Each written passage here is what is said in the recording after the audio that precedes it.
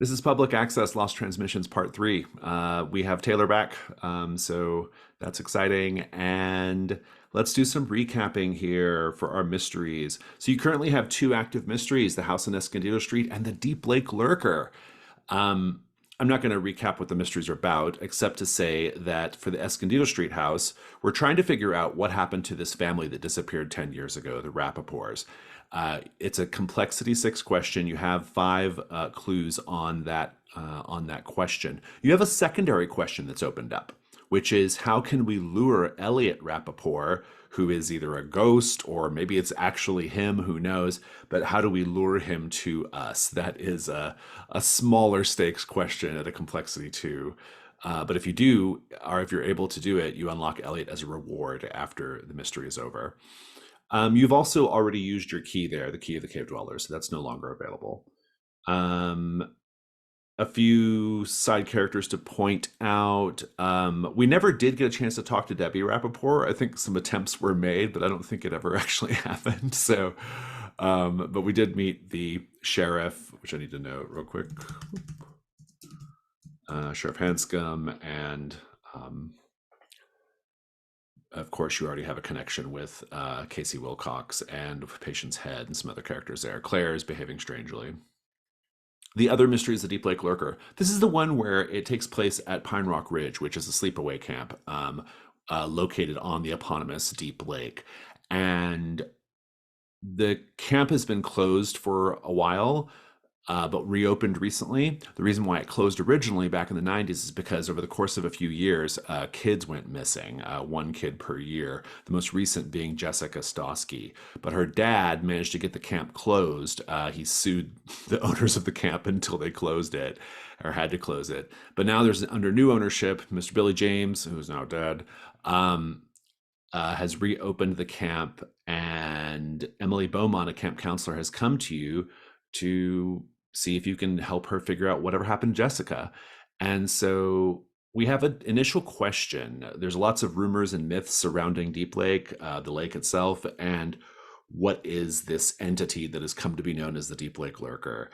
Is it actually an animal-like beast, or is it Jessica Stosky in a different form? That is your initial question, and if you do that question, you get to unlock the next question. You have 3 clues presently on that mystery. We have met a few characters here. Emily Beaumont, the camp counselor. We met a little boy, Daniel Kwan. We met Josephine Gonzalez.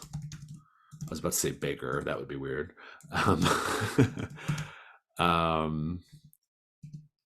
We've met Billy James, who is dead now, unfortunately, but he was fun while we had him. And yeah, who was Josephine again?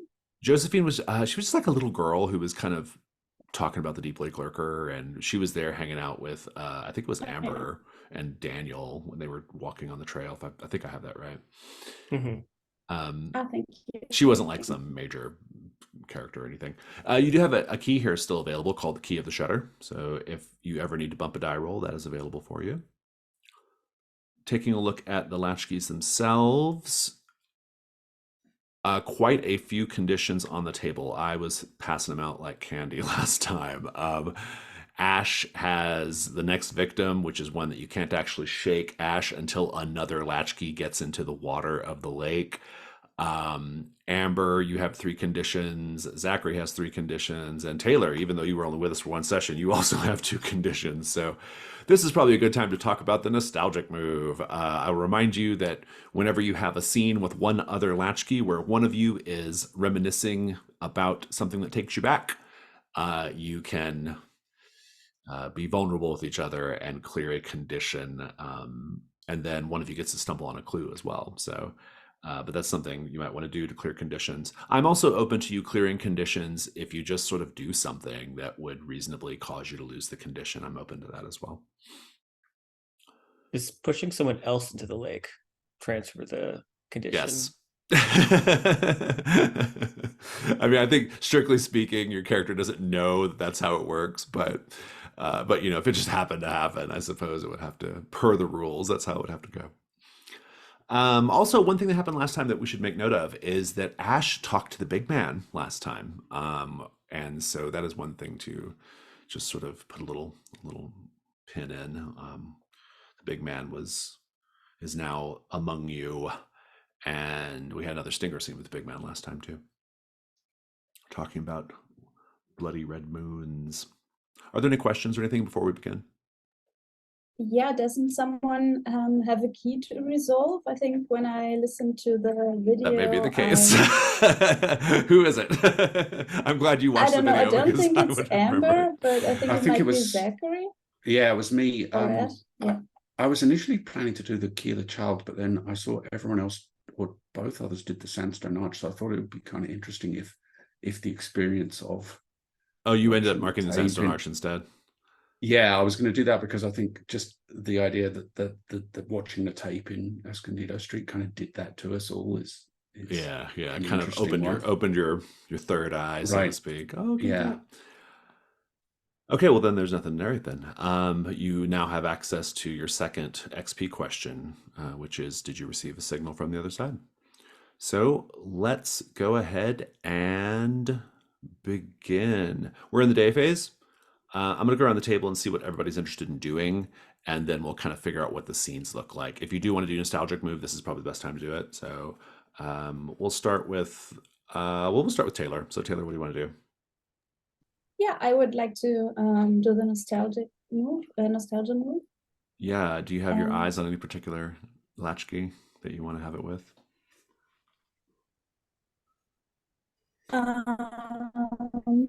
Let me check out the conditions again. Yeah, Ash. I'd like to do it with Ash. Ash, does that sound good to you? If that's okay for us. Okay, Thumbs got up. thumbs up on that. So your two characters are pretty well sorted. Zachary, what do you want to do today to start? I think a nostalgic move would also make sense. So I imagine Amber also needs to do that. Indeed. And then following that, I want to finally chase down Debbie Rappaport. Okay, sounds good. So let's get these scenes framed up. Taylor, since it was your idea to have the nostalgic move scene, do you want to frame up the scene? What's going on? Yeah, of course. So we are having breakfast, and the water from the tap that I wanted to use to make tea comes out kind of murky, which immediately reminds me of the mystery and the camp. And I kind of slosh the water around in my cup and look at it and say to Ash, oh boy, I always wanted to go to that camp, but we never had the money for it. So my dad and I would just go camping with his old half moldy tent, and we would just be as near to the camp as possible so we could hear the children play and laugh. And I'm not sure if that was worse than spending the holidays somewhere else, but I think so. Did you ever go camping? When you ask that, you'll notice that Ash is just sort of looking down at his plate. He's got a full sort of plate of kind of sad looking scrambled eggs and little breakfast link sausages, but he hasn't touched them. And he just sort of looks up and goes, I'm sorry, what? Camping. Did you ever go camping? Are you okay? Sometimes as a kid, I wasn't really big into it. Sometimes you're okay, or sometimes you.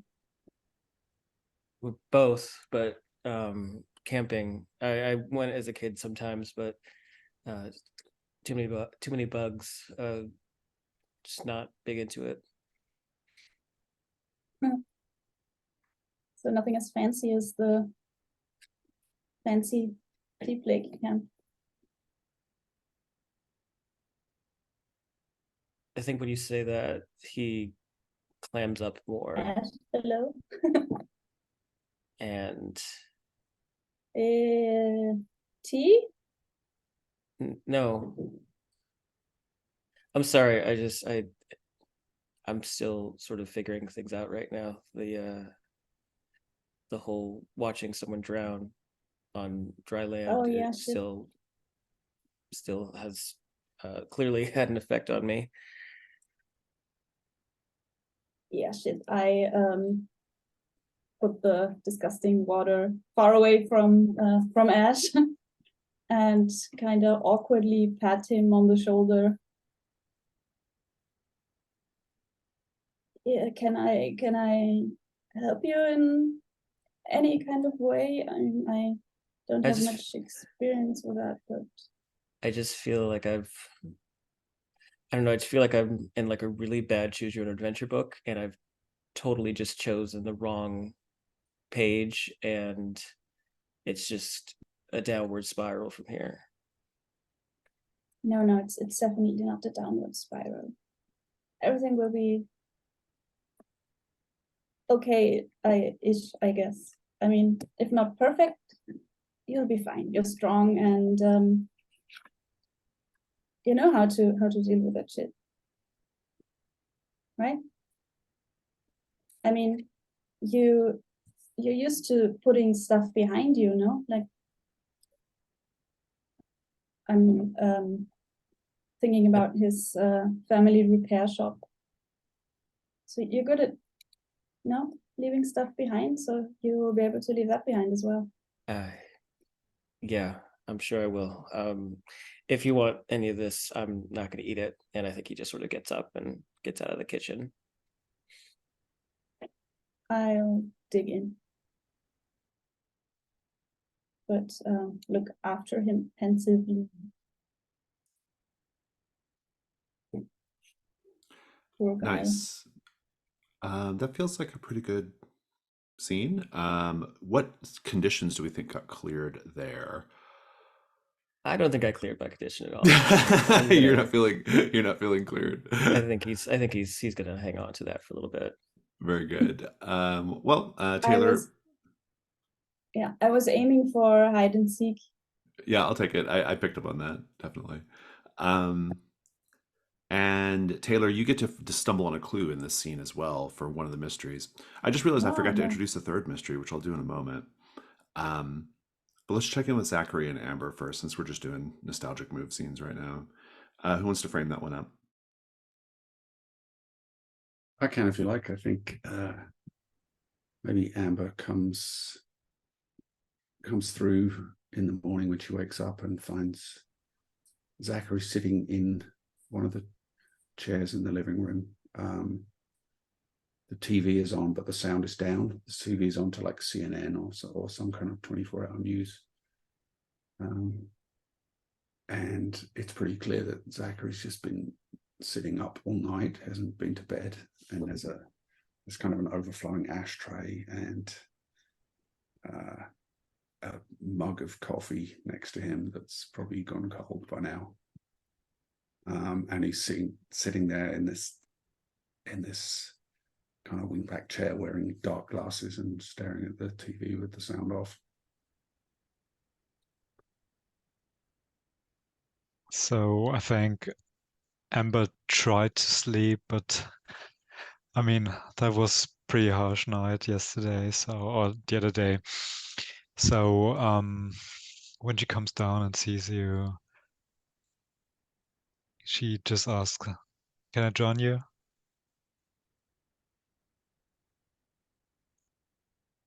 Make yourself at home. So how did you sleep, Lily Monster? Hardly. That was really fucked up the other night. Yeah, so much for... It wasn't so much even the video. Although that was weird enough.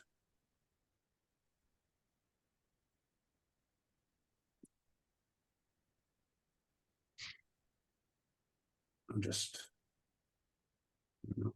sitting here watching the world burn on TV. Yeah, about that. Would you mind changing the channel? What do you have in mind? Nickelodeon, Cartoon Network? Yeah, I mean, like anything more cheerful, maybe. Not sure. What did you like to watch when you were younger? I can always watch the news. You remember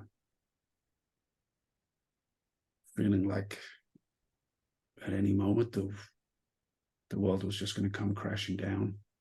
Everything was on fire.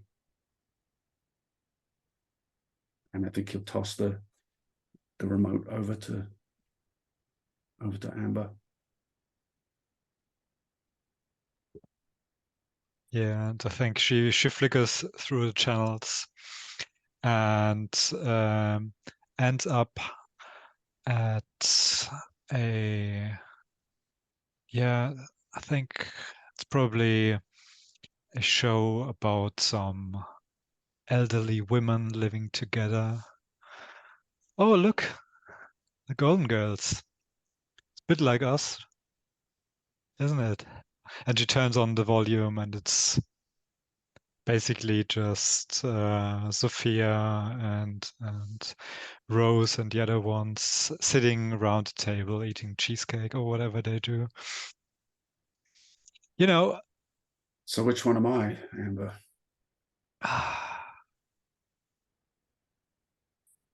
I mean, out of character, what's the daughter of Sophia's name? Oh, Dorothy. Dorothy. Yeah. Dorothy, yeah. Yeah, Xxaagreus is Dorothy all the way. Yeah. Yeah, and she says, I guess you're Dorothy. I'm sorry. Well, you're clearly Blanche. So I guess I'll have to take that. Well, maybe one day you'll be a Blanche too. Ash is definitely Rose. Let's just throw that out there.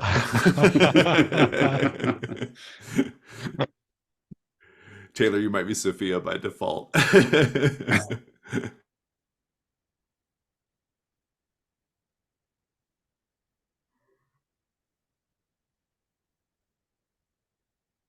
Sorry, was that the scene? Yeah, I mean, just that could be the end of the scene, Okay, unless no, that's a good place to end it. yeah. I mean, let's we'll just pause at least to see if what conditions might have got cleared through that. How are you? So I was you aiming both for feeling? Haunted. I'm not sure if that's I was kind of aiming for Haunted as well. Okay, yeah, I'll take it. Yeah. Since What can make you feel better have about the that. world than the Golden Girls? I mean, come on. And Amber, you get to stumble on the clue. So be thinking of what you want the clue to be. You get to define it. It can be for any mystery. And while you're all thinking of clues, I'm going to introduce a third mystery because I forgot to do that at the beginning of the session. So we have to have, or we always have up to 3 active mysteries at a time. So if you want to follow along, you can go to the tab there.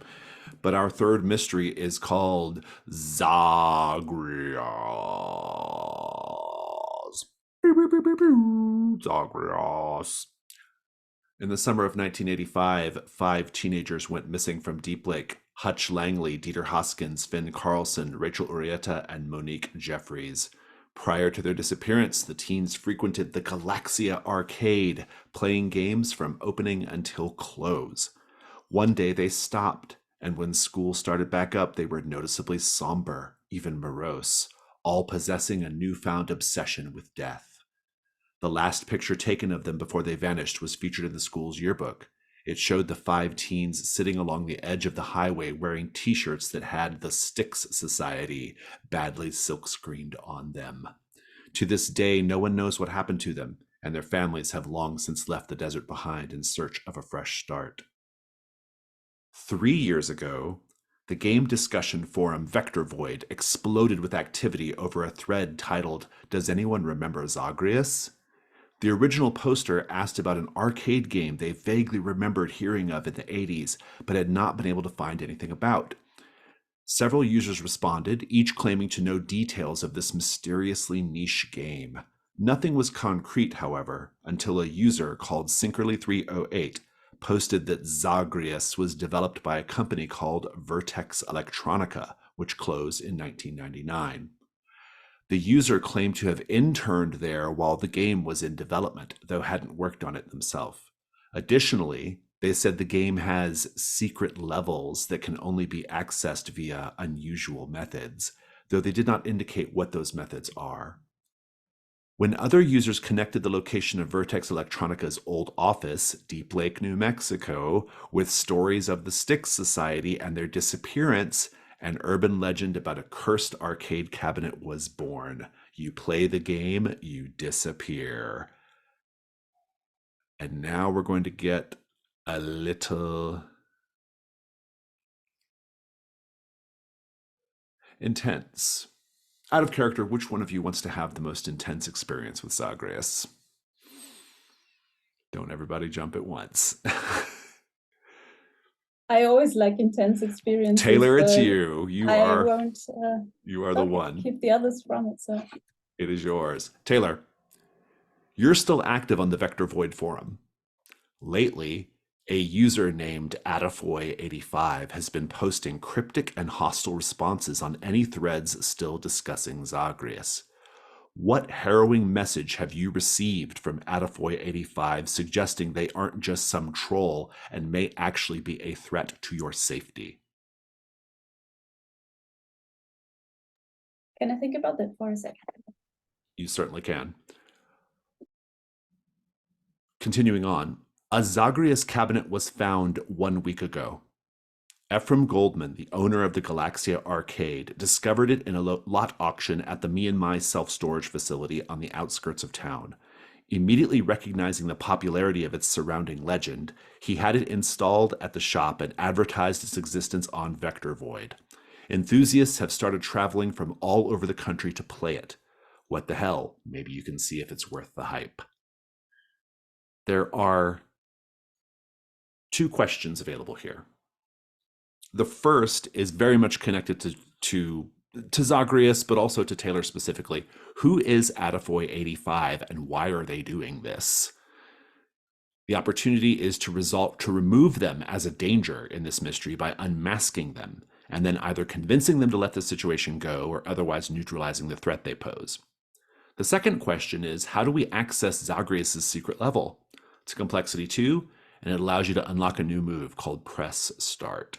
Now, you'll notice neither of these questions are how to resolve the mystery because we don't yet know how to resolve the mystery of Xxaagreus. But apart from Adafoy85, Xxaagreus itself is not some danger, and there's really nothing like super pressing there. It's just a mystery. It's just interesting. There's also a key here called the Key of the Palace. Each latchkey narrates a dream they once had of the occluded king sitting upon a blood-red throne wearing a bramble crown reigning over the realm of the dead. So if you want to do that, that is available to you as well. And so that is your third mystery. And now I am owed things from Amber and Taylor. Clues and indeed answers. Taylor, tell me about Adafoy85.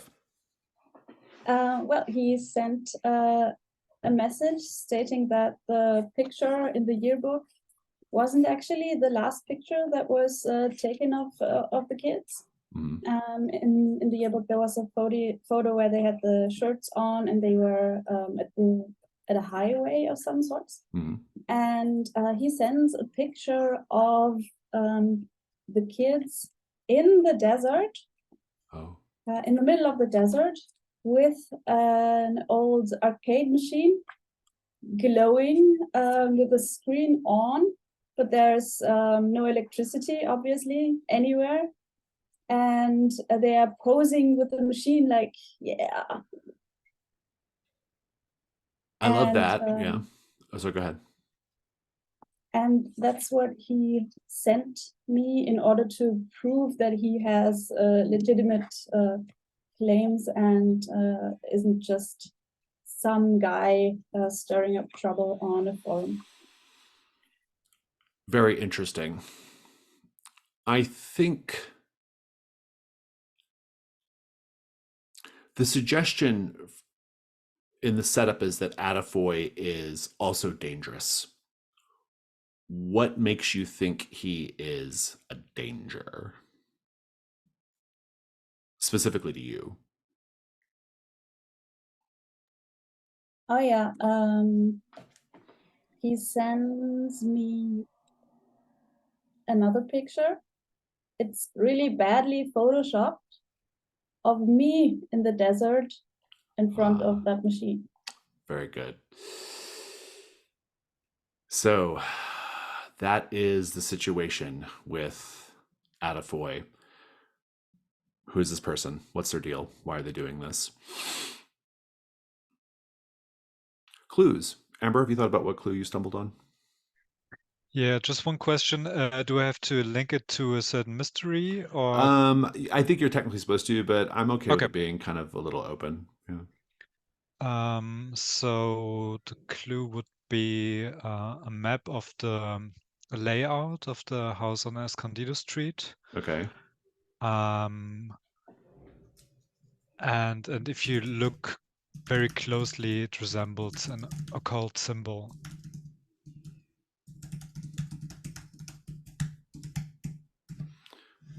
Got it. And Taylor, you also would have stumbled on a clue during your scene, if you're ready for that. Yes, I'm ready. I would like to elaborate on a clue that we already found on the ballpoint pen. So I'm sitting at the table still with breakfast and thinking about what Ash said, and I'm a little bit sad, and I click around with the ballpoint pen. When the top, the top part, the clicky thing, jumps out, and I realize it's one of those pens that kids used to cheat with in school, where you can put a rolled up piece of paper in there.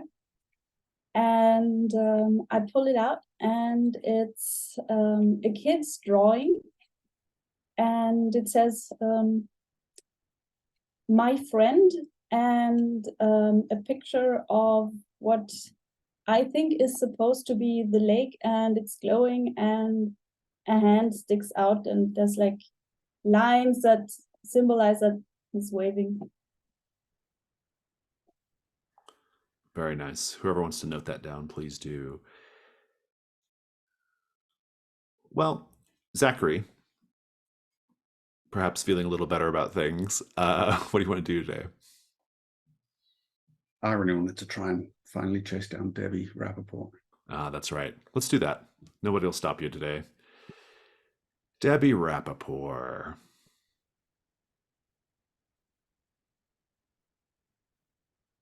Anybody going with Zachary to Debbie Rappaport, or are you all going to do different things?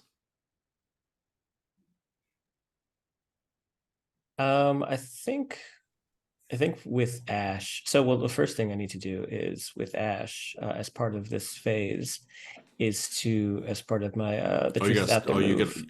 You get like a little help thing, I get right? to, yeah, I get to make a clue or something. And so I think for this, when Ash sort of storms out of the kitchen, goes to the backyard to just sort of have some, take a deep breath, have some air. But I think he notices up in a nearby tree, there's a bird's nest that falls, and he sort of just instinctively goes to pick it up. When he rolls it over, he sees what appears to be sort of like a sort of two-headed fetal abomination that doesn't quite look like birds, but definitely looks like it has two heads. Yeah, he freaks out and goes back inside. Fantastic. That is a floating clue that you have available to you. How many of those free float, those like little help clues do you have right now? This will be my third one. Okay. You haven't assigned any of them to any of them. No, not yet. But I figure once we get to like theorizing or whatever. Yeah. That makes sense. Okay, well then, Zachary, it sounds like you're going by yourself. So I'm going to go and just have this scene. You know where she lives because it's been enough time has passed for you to figure that out. What's your approach here? You just go knock on the door or what? Yeah, I think despite how it didn't work super well on the sheriff, my approach is to pose as somebody interested in the property at Escondido Street and just asking questions about Okay. it, because I think she might not like me directly digging up stuff about what happened to the family. Okay. So what do you do? Just knock on the door and wait for it to be answered. She answers. I think as soon as she opens the door, you're hit with this really powerful smell of stale cigarette smoke. Like it just wafts and wallops you in the face. She has red hair with her gray roots showing. Very defensive posture, like she kind of has her arms crossed and she's a little like kind of sunken in a bit. Very suspicious looking. And Hi, yeah, Mr. Rappaport. she's like, yeah, that's me. Who's asking? Oh, hi, I'm Zachary Fontenot. Listen, I understand you're planning on selling off that place over on Escondido. I wondered if I might, cut in line a little bit and find out a little about the place. Do you know how many times I've tried to sell that place? It never sticks. Yeah. It's been empty a long time. 10 years. I imagine you already know about the house's history. I heard a little something, but I don't put much stock in that kind of Yeah. story. I see a good-looking kid like you, dressed nice, look like you have a whole world ahead of you. People like you don't come to little towns like this to buy houses. So I'm thinking you must be some kind of, I don't know, are you some kind of TV person? You're here doing a story on the house on Escondido Street. I'm a writer, but that's not That why was I'm my here. second guess. A writer, got it. But to write well, I need to get out of the city. It's, you ever watch the news, man? I do have occasion to watch the news, yes. This world isn't going in a good direction. I kind of don't want to be right in the heart of things when it comes crashing down. So you're looking to escape some apocalyptic outcome, and you came to Deep Lake? That seemed like a bad plan to you, man? She's like, I don't know what's what, but I know you're an awfully bad liar. I think he puts on a kind of hurt expression and... Listen, that house is just wrong, okay? It's cursed. It's evil. I'm going to save you a minute, all right? I've gone through this song and dance so many times. Let's just cut to the chase. You're not going to want to live there. It's got bad juju. It's always been that way, even before my brother and his family disappeared. I never liked that house from the start. So, have I convinced you otherwise? No, I mean, I see the place needs a little cleaning up, but yeah, well, you like better really get a young priest and an old priest to help you clean, or you're not going to be in any good luck there. What made you think of summing up with it before your family disappeared? I haven't walked into that house in well over 15 years. Years before my family, my brother and his kids and his wife disappeared. Because the first time I crossed the threshold of 18 Escondido Street, my bowels froze. Goose flesh broke out, and I needed a cigarette real bad. Well, I know that feeling. I don't think he'll offer a cigarette at this point. She's like, standing on the... she takes it, and she's like, Well, now you're speaking my language. But, I mean, really, I don't. Like I say, I find it kind of hard to believe there's anything supernatural going on here. Right. Why don't we just cut to the chase? What do you want, son? Just the usual thing. You have surveyors' reports, anything like that. Sheriff Bill called the other day and told me to expect you, and he said you're going to come to me with a really cockamamie story about property and that you're actually here ghost hunting or something. Just what do you want to know already? Jesus. You got me. I don't mean to dredge up painful memories or nothing. Don't you? What do you think happened to your brother and his family? Make the meddling move with presence because of the cigarette. Presence. Feel like he's not my strongest suit.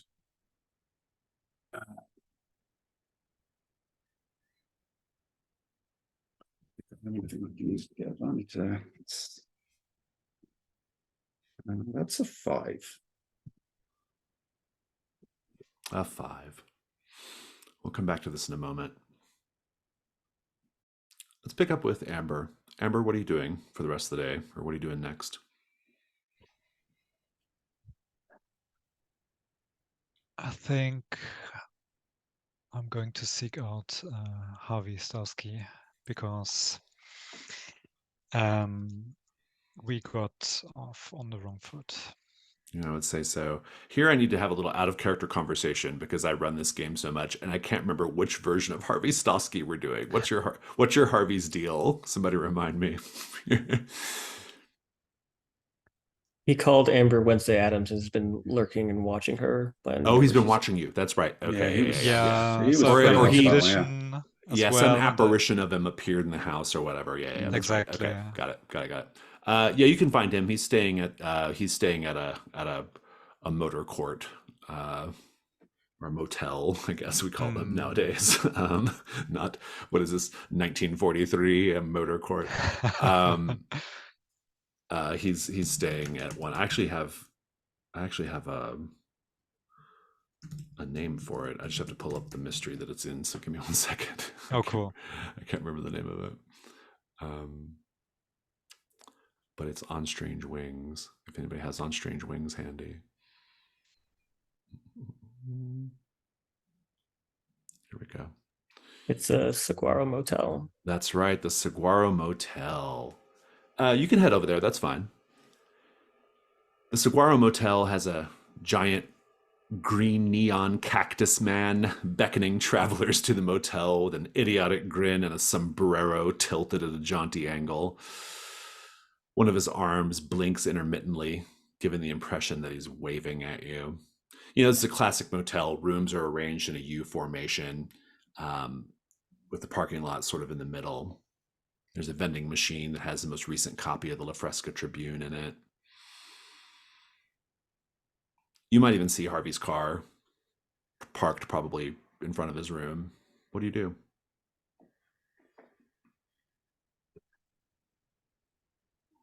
So I know that he's been kind of weird and almost hostile. So I thought, yeah, let's better not go there with my own car because that wasn't received that well. Instead, I'm going to ask my uncle, who's a real estate agent and who has to drive around anyways. It's to really funny take because me. I was going to put your uncle on scene actually. Oh, cool. So that's good. Yeah. I think he's there. I think he's there because he's getting ready to sell the Saguaro to a new buyer. Oh, perfect. Yeah. So you see his car as well. Yeah. And you know what? Maybe I ask him to knock at the door of Harvey to kind of lure him out because Okay. the minute I go there, he might freak out immediately. I think you see him. What was his name again? I don't remember. Joe. Joe. You see Joe, and he's like, "Hey, Amber, Are you excited about the party tonight? Oh, that was tonight. Yeah, yeah. Yeah, it's Sure. tonight. What are you? What's on the menu? What are you going to bake for us? Um, I was thinking about doing eclairs. You Okay, think that's that? yeah, an eclair in the heat of the desert. I'm sure that'll hold up great over the course of a party. I'm sure it'll be fine. And she makes a mental note to maybe do something else as well. He's like, "What are you doing here at the Saguaro?" You know, there's one person staying here, and she points to Harvey Starsky's car, and he was rather odd the other day. In fact, maybe you know him. He's Harvey Starsky. Oh, yeah. I mean, I I know his history. I know what happened to his little girl. It was a big deal a few years ago, or well, I guess it's been over 10 years now. You know, the whole Pine Rock Ridge thing. That was his daughter, Jessica Stosky. Is that what you're wanting to know about? Yeah, you see, I mean, my friends and I, we kind of investigating the whole Oh, right. thing, and Mystery stuff. Yeah. yeah, you know how it is. And well, he thought, well, he saw my car, and he didn't react well. Let's put it that way.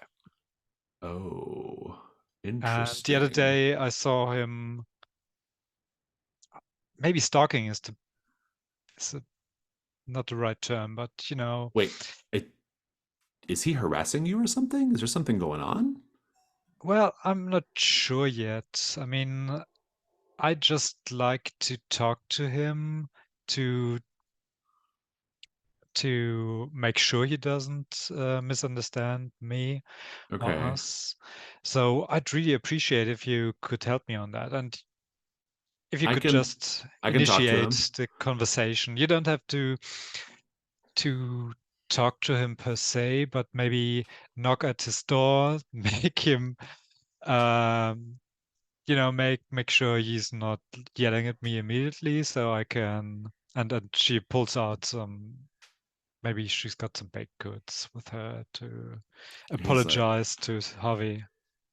he says, yeah, yeah, I can. I mean, is there something you want me to ask him? I mean, I can just ask him.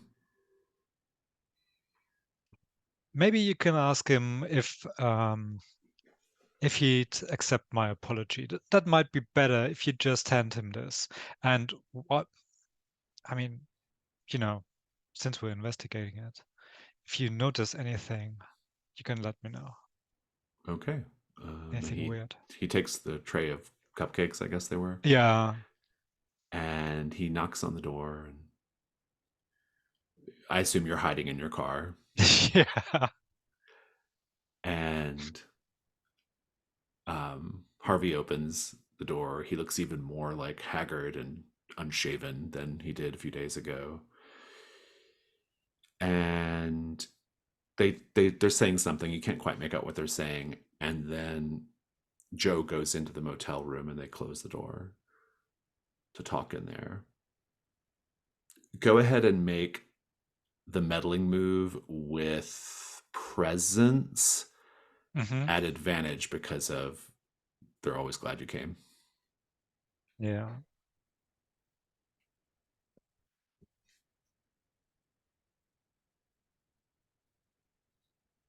So that's a 7. Okay, we'll come back to that. Let's check in with Taylor. Taylor, what are you going to do next today? I would like to go to the lake and talk to the children and bring my water testing kit Okay, because good. I'm a marine biologist. Very good, very good. We'll fast forward. We'll put you at Pine Rock Ridge, and you'll probably see a bunch of kids out on the swimming pier, which is like the little platform out in the middle of the lake, you know, where the kids are Mhm. jumping off it and stuff. And they're being there's a couple of like camp counselors on there as well. And the camp counselors are kind of like chatting and not paying super close attention to the kids. Like you can tell that there's not a lot of supervision going on. Yeah. What do you do? Is Emily here? You'll probably have seen Emily. Yeah, she's usually around. Yeah, definitely. Okay, I'll just wave to her, like, Yeah, you can't miss her. She's got purple hair. She sticks out. yeah. I'll just give her a thumbs up and hope that she gives me a thumbs up back, She and then does, take yeah. that as a go ahead for everything I I Yeah. want to do. Absolutely. And so, could you jog my memory for Daniel and Josephine, what they said exactly? Because I just watched the video and Daniel Daniel had I think, did Daniel have a finger? I feel like No, that's what Harvey had. So Daniel seemed that's to right. just sort of be like talking about his allergies, and then Josephine had taken a picture. That's right. That's right. But I don't think either of them really shared anything useful. They were just kind of like saying like they know about the lurker, and everybody, all the kids talk then about I'll it. I'll talk to Emily instead, or I'll just go to the group of counselors where she's standing and just like slide in smoothly and insert Emily's myself into the conversation. Yeah, Emily's there. She's like, "Oh, hey. We're just trying to get things back to normal after the other day. Everyone's really like shocked about Mr. James." Of course they are. How are the kids taking it? Well, I mean, it's really more about the other camp counselors. The kids didn't really know Mr. James. He actually doesn't. He actually had like really explicit rules about keeping the kids really far away from him because he doesn't like children, which I don't really understand why he would buy a summer camp for kids if he didn't like kids. That's really weird. But we're coping, we're dealing. The sheriff hasn't told us to shut everything down yet, so I guess we're gonna just see this thing through to the end. I just hope someone pays our paychecks. Oh, I hope so too. Did the kids like him if he didn't like the kids, or were they aware of his dislike of them? You can make the meddling move with presence. Let's see if she might give you something useful here. Yes, presence. 8. Okay. And we'll come back to that as well. Let's check in with Ash. Ash, what are you doing right now? Ash is going for a walk. He obviously needs the air, but doesn't even feel safe in his own house right now. But I think as he's just sort of walking around Deep Lake, he'll wander over to Galaxia. Oh, the arcade. Very interesting. I think when you get to Galaxia Arcade, there's a line out the door of people waiting to play Xxaagreus. You can skip the line though and just walk right in if you want, unless you want to get in line for Xxaagreus. I think I'll go up and just sort of ask, "Hey, what's the line for?" I think the person that you're talking to he has big, thick Coke bottle glasses and an "All Your Base Are Belong to Us" t-shirt, Legend of Zelda lanyard. He says, "We're here for Xxaagreus, man." Is it worth waiting in line for like this? I mean, it's pretty hot out. He says, "Xxaagreus is a big deal. This is like the holy grail of video games, man." Okay. Yeah, cool. He'll just sort of wander off and start to sort of squeeze past the people in the front door waiting in line and just sort of looking at the setup out in the arcade. Yeah, I think when you go inside, there's a pervasive smell of dust, old sweat, and cheap pizza, and the stuttering grind of underperforming AC units. And of course, all of the sort of like matted down carpet and rows of blinking, blooping machines. Let's paint the scene, everyone. Galaxia Arcade was the place to be for any tween or teen in late 80s Deep Lake. What's your favorite memory from Galaxia Arcade, and what still persists into the present day that might remind you of it?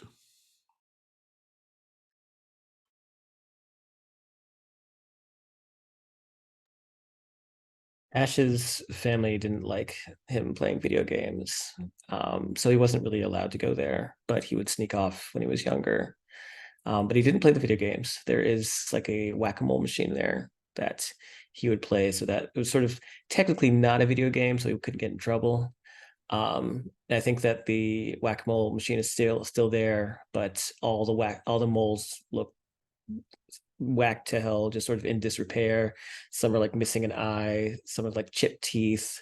And it like the audio itself is sort of distorted whenever it turns on.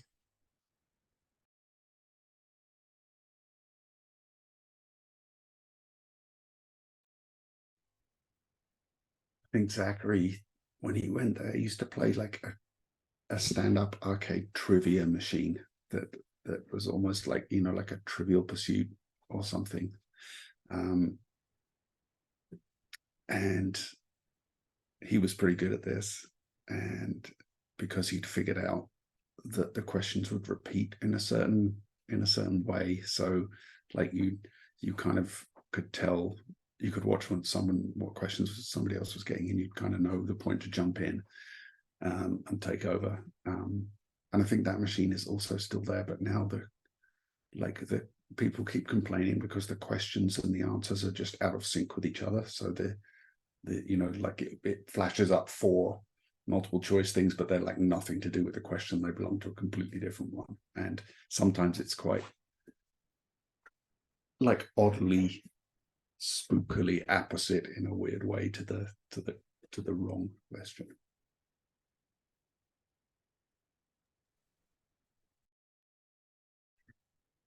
So I think they also sold some particular candy you wouldn't get elsewhere. And maybe it was even stale and not that hygienic, but still you wouldn't get that anywhere else. And I picture like something like gummy bats, stuff Ember would be really into. So she always has that connection.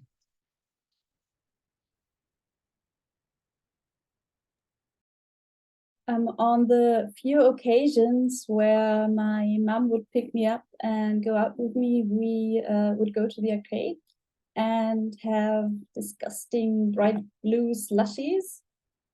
And what reminds me of that time is that they don't have the slushies anymore because of hygiene reasons or whatever, but they still have the red and white striped straws that they serve with all the drinks. Nice. Let me get one more little bit with Ash, and then we'll probably take a break. So Ash, you're seeing all this. What do you do? And I'll also tell you that you'll see the proprietor of the place, Ephraim. He's called Ephraim Goldman. He goes by FG. He's old and wiry, jaundiced eyes, and he has a 4-barrel coin changer on his belt. And he's just like, he's thrilled of all these people who are trying to come in to, you know, like to play this machine, and he's, you know, making change and stuff, you know, doing his thing. And of course, there's all the people in line, and you see Xxaagreus as well. It has pride of place in the arcade. What do you do? I think he recognizes Ephraim from when he was a kid, seeing him around the arcade. And I think just sort of trying to reach out and sort of reconnect. He'll sort of very cautiously go up to him and say, "This is your joint, right? This is your place." He's like, "Yes, it is, and it has never been busier. Let me tell you, this is good stuff." Yeah, I grew up in Deep Lake. I used to come here when I was a kid. I used to play and he just sort of looks at the whack-a-mole machine with a little bit of disgust in his face now. the whack-a-mole. Oh yeah, those. Oh, nowadays those moles are pretty well whacked, I'm afraid to say. Yeah, But it looks like it. yeah, but this little baby over there points to Xxaagreus. That's the future of my that's the future on my books right now. What's the big deal? I mean, as someone said it was a big deal, but no one really explained to me why. I mean, we had one of these things like 20 years ago, but back then kids barely wanted to play it even before, well, even before all that stuff in 85. But now that it's aged into one of those urban legends, as you can see, everything is gangbusters. One moment. Hey, folks, are we all having a good time? Good, good. If you need some quarters, right over here. Hey, here. And he turns to you. Have a few games on your old pal FG, and he gives you some quarters, Ash. Thank you. What did you mean by 85? You mean the kids who went missing? Make the meddling move with composure, because I think he's like trying to like I think he's trying to kind of shuffle you off so he can do his job, but you keep like kind of inserting yourself. Do any of my conditions affect this? Yeah, I was wondering about that. I don't think so. No. Okay. With composure, that is a big old 9. All right, let me do a check-in on everything I need. I owe everybody. Zachary, you got a missed roll, correct? With Debbie. And Yep. Amber, you got a mid result talking to, or actually Joe is talking to Harvey Stosky, and Taylor, you got a mid result talking to Emily Beaumont, correct? Fantastic. And a mid result on FG. All right, let's take a 5-minute break. I'll think about clues and we'll come back and continue. I'm going to pick up with Taylor, actually. So Taylor, your complication on the clue is going to be that Emily doesn't have the clue, but you're going to have to go do something else to get it. But basically, this is what she says. She says, oh, hey, I'm actually really glad you're here. Joey Keene, he's the lifeguard here at camp. He says that if you or your friends came back by, he knows something that might be able to help out. I haven't had a chance to ask him what that was yet. He just kind of told me in passing, but he's out there on the swimming pier if you want to go follow up with him. Oh, of course. Thank you. And so you get your clue when you go talk to Joey Keene. Of course. I'm going to check in with Ash. Ash, FG kind of, he kind of, when there's a little bit of a lull, he says, well, 85, those kids that went missing, they went missing after playing that game. I do remember them coming here playing that game, but it's just an urban legend, Is this the kind of thing that interests you? Up until recently it didn't, but apparently it does now. He's like, well, I don't know why I feel this way necessarily, but you look like the kind of person who wouldn't judge me if I said something really weird. No, I mean, what do you have on your mind? He says, here, come with me. He says, hey, everybody, just have fun. Keep here's some quarters. He kind of chunks some more quarters at people, and as you're walking with him, he's taking you to like his office. A couple of people are leaving the machine and you hear them say, that was it. God, it was so boring. like wander off. He takes you to his office and he says, so here's the thing. I haven't had that machine in years. I sold it off a long, long time ago, but I learned about the storage auction where it was at from a dream. And in the dream it was actually one of those kids from 85. one of those kids from 85, they came to me in the dream and they told me the storage unit number I needed to bid on.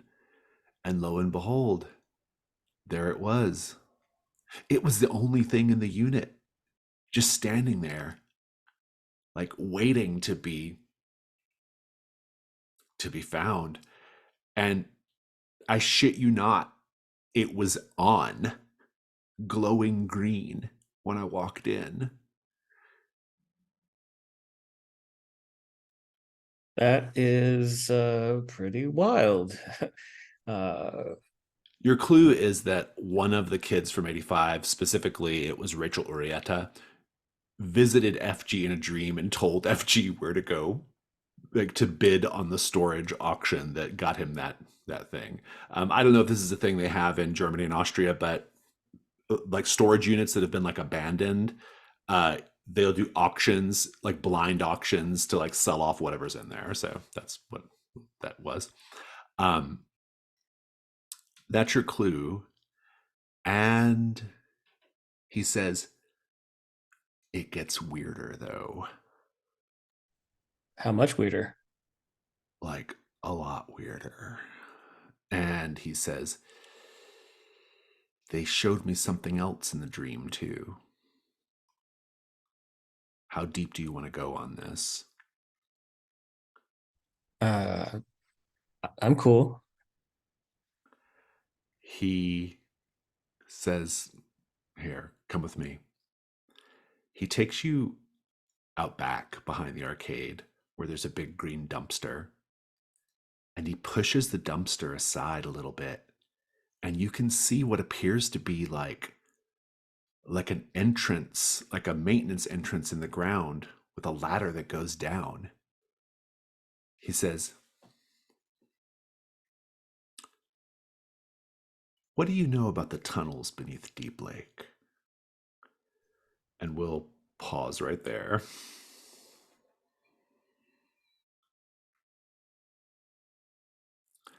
And because I owe you kind of a complication,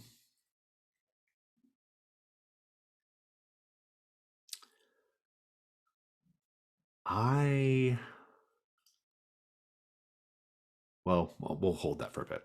We'll come back. Now let's get to some slightly more disturbing scenes. First, Amber, your uncle is in the room with Harvey for a little while. Who knows what they're talking about, but it's been a minute. When the door finally opens again, Harvey comes out, closes the motel room door, and locks it up. He has his clue on him, or he has your clue on him. The clue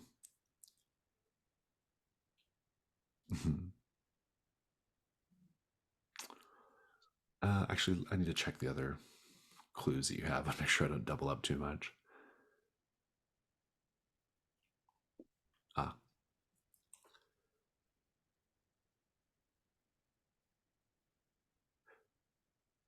The clue he has, or the thing that you will take as a clue, is he's got a stack of files, or like a accordion file, under his arm. And he just chucks that into the back window. But when he chucks it, something slips out onto the ground. You'll have to go see what that is. But then he gets in his car and drives off. And Uncle Joe never came out of the motel room. Unless you want to turn a key, you're going to have to go figure out what happened to Uncle Joe.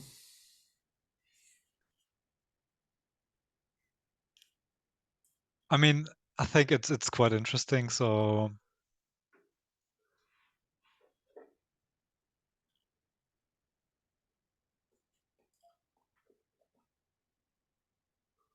is there a way that I can turn the key later if it turns out dead or something. Do I have to decide now? You have to decide now. Okay, then I want to turn a key, actually. Instead, Uncle Joe comes out and he gets into the passenger side of your car and he says, Mr. Stosky is not well, let me tell you, not well at all. I don't think he's interested in making peace with you. I'm not really sure what happened to the two of you, but he is a weird fucking guy. He's a really weird guy, Amber. You should probably stay away from him. He says, but anyway, and he hands you a photograph. He says, I swiped this. Yes, I committed theft for you. Oh, niece of mine, beloved niece. And he slides it over to you, says, you want some mysteries? There's a mystery for you. The picture depicts all 4 of the missing kids, Jessica and all the others, except they're older. They're older and they're posing together. It's like a picture that would have been taken if they had been allowed to grow into their teenage years.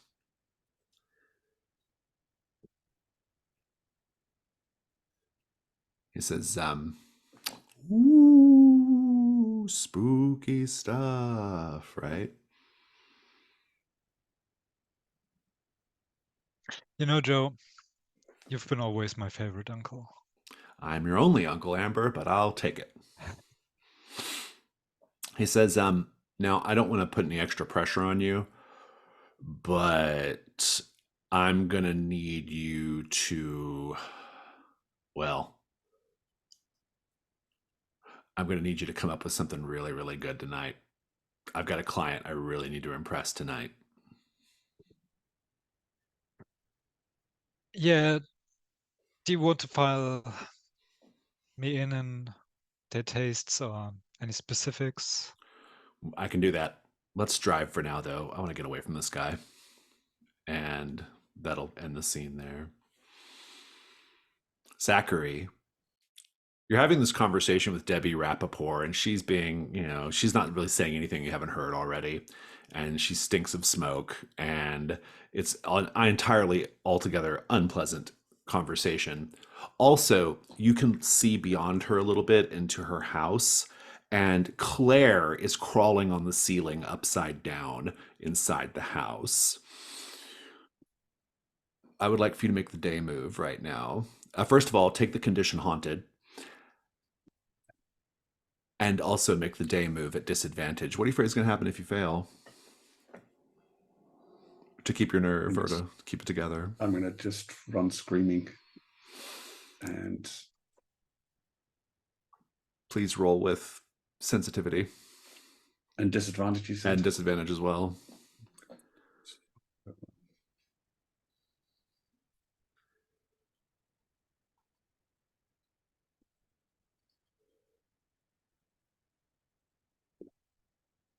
Who?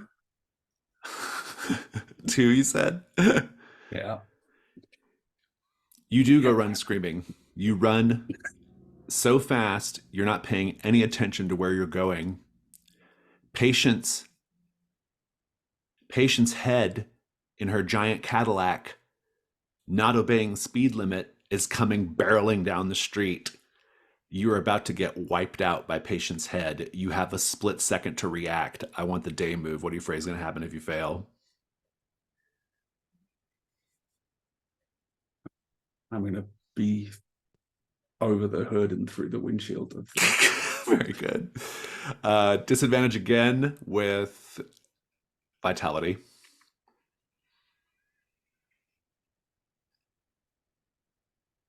That's a 10. No, sorry, a 9. I have to tell you how you'll be vulnerable, and you can, well, I don't know what choice you have to make here, but Basically, I think she's gonna stop in time to just bump you, and you're gonna have a bruised up body. But you can go ahead and narrate what that looks like. I'm not sure you're gonna get any better outcome than that. So Yeah, I think I just go, as soon as I see this kind of creepy Claire crawling on the ceiling, and I think she's upside down, but then at some point her head just kind of turns all the way around so that it's the right way up. And that's the point at which I lose it and just run. Dropping the cigarette he was smoking with Debbie, and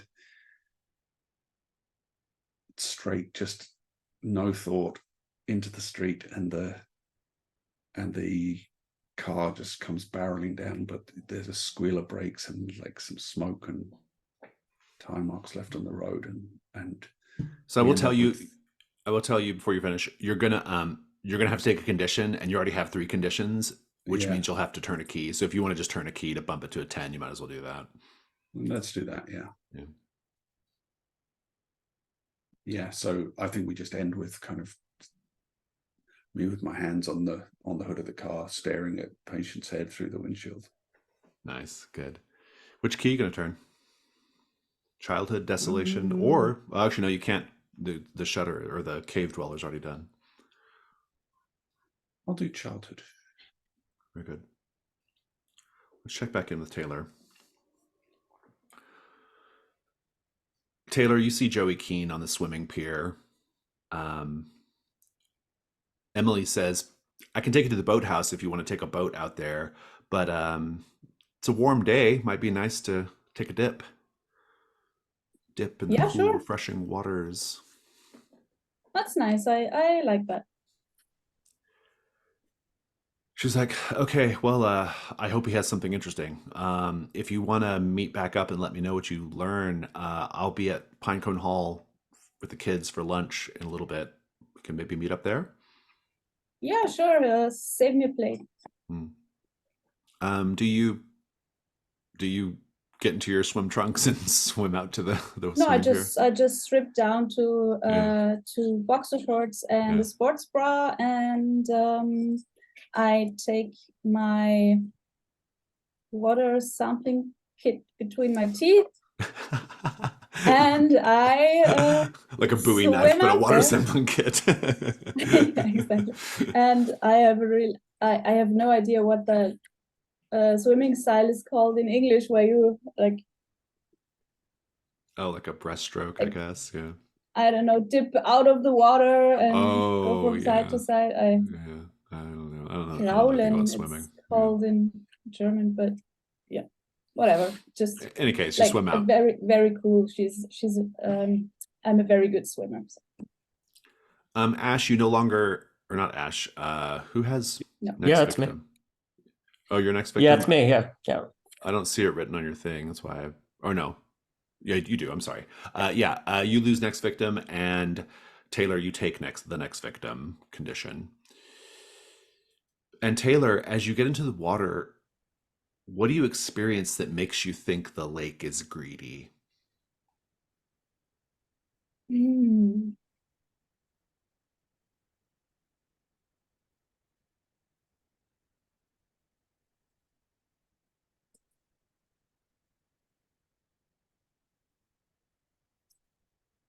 I feel my scalp tingling, and it feels like someone is pulling my hair out one by one. And what I've tried epilating as a teenager, everyone has tried that, and it kind of feels like that. Feels like it's greedily pulling on single hairs, and not just my head, everywhere I've got hair. It feels like the lake has tweezers and is pulling them out one by one. Joey Keene, who's on the swimming pier. He has well-tanned skin, dirty blonde hair pushed back by a visor, wearing bright red, very short swim trunks. He sees you and he's like, Oh, hey, here, let me help you up. And he goes down to help you up out of the water under the swimming pier. And he says, so you're with that group of people who are looking into the deep lake lurker, right? Yeah, exactly. And Right. I heard that you have something for me, something I interesting. do. Yeah, I do. All right. Actually, this is perfect. You're in the exact right place. Uh, how Okay. much of a diver are you? I'm an okay diver. Okay, well, we'll be okay. I'm a lifeguard. I'm certified. So just you're gonna need to go deep. Take a deep breath, and Yeah, could you just maybe tell me first what it is we're diving for? I mean, but then it's gonna ruin the dramatic effect. yeah, but I don't need the dramatic effect. I just want to know what's going He's on. like, all right, I I'm found not here something for the down there. drama. Okay, I found something down there. Yeah, what is It's it? I don't know. It was like, do you know what Stonehenge is? Like a henge? Yes. There's something like that down there. Oh, there's like big ass stones under the lake. Yeah. And they're like arranged in a circle, like, well, kind of a circle. Okay. It's like pagan witchcraft shit down there. Okay, that's indeed very interesting and weird. You didn't take any pictures with an underwater camera No, by any no, chance? no, I didn't. But I can take you down there if you want to see it. Yeah, let's talk first. I mean, I would like to see it in a second, okay? Okay, yeah. Just let me know, did any of the kids see that shit? No, they can't. They can't. They're not supposed to dive down deep. You know, uh, Yeah, I'm that's not sure. what I was asking. If they Well, were allowed to dive deep in. as far as I know, none of the kids have seen it. All right, okay. Yeah. So I can probably leave the kids here by themselves for a little bit. They'll be okay. If you wanna, we can go down there, check it Yeah, out sure, whenever you let's go want. down there. Just let me test my water first, if that's okay with you. I can leave it sitting here on the pier while Oh, are you we like go a for a dive. scientist? Yeah, Oh, cool. That's pretty cool. like a water scientist. Oh, wow. Yeah. I didn't even know there was such a thing. I mean, who knew water could be so complicated? Yeah, right. It's like it's made up of all these organisms and stuff. Cool. Yeah, right. I'll send you my thesis once it's finished. Nice. You are going to do a water sample test. Yeah. I like it. You can do the Okay. meddling move with reason, and you can take it with advantage if you mark your kit. Mhm. I mean, when will I ever need Yeah, that this might kit be it. if Yeah. not now, right? Yeah, now's the time. Yeah. Yeah. Oh, Jesus Christ. Okay. Yeah, that's still only an 8. Okay, well, that's not too bad, though. We'll come back to Right. this. Ash, he says, FG says, what do you know about the tunnels beneath Deep Lake? I didn't know there were tunnels Yeah, under Deep people Lake. generally don't know about the tunnels in Deep Lake. I've lived here my whole life. I didn't know about tunnels beneath Deep Lake, but I went down there, and guess what? There are definitely tunnels beneath Deep Lake. What'd you find? Well, I didn't go too far, but I don't know, it seems like maybe they were like maintenance tunnels or something that maybe never got used. I don't know.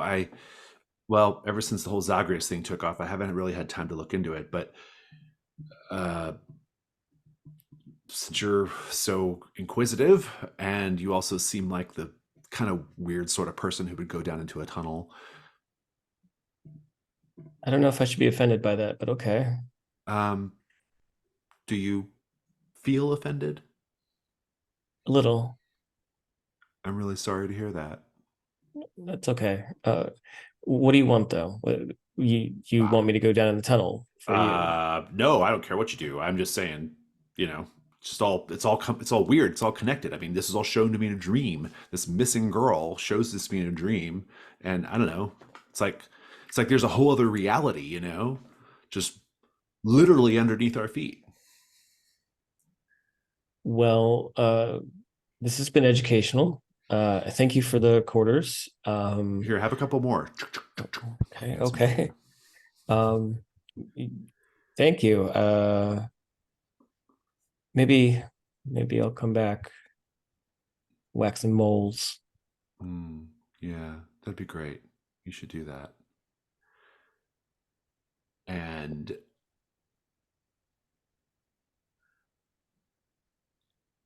Well, it was nice. he walks off.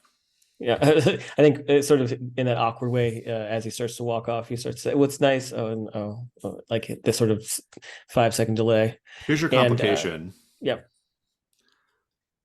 Someone's down in the tunnel. They whisper, Ash, Ash, come down here. I'm going to give you a condition called the tunnels. okay, yeah. What do you do? I want the day move. What do you afraid is going to happen if you lose your nerve? That whoever or whatever this thing is going to pull him into the tunnels against his will.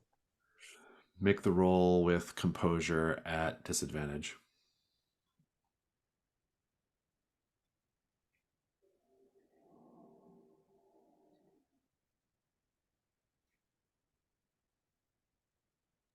You love to see it. It's a 2, a 1, and a 2.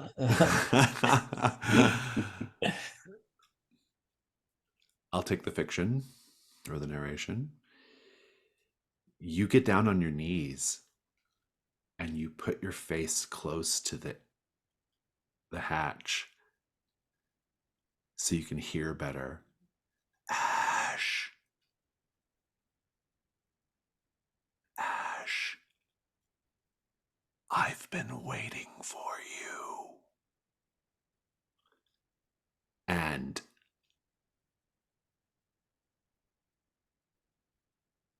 I don't think you get pulled in. I think you fall in. And then someone whose identity is a little bit off screen steps into frame and pushes the dumpster back over the hole. Unless you want to turn a key. I'm going to keep this. I'm going to see what happens. Very good.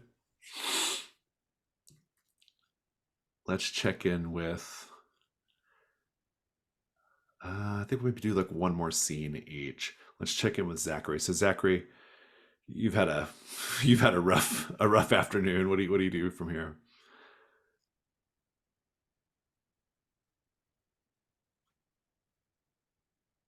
I think I like getting out of the street in front of Patient's head in a big Cadillac.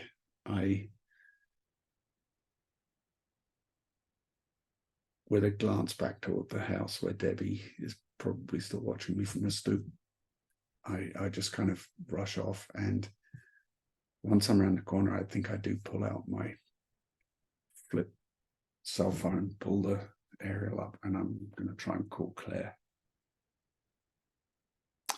Very interesting indeed.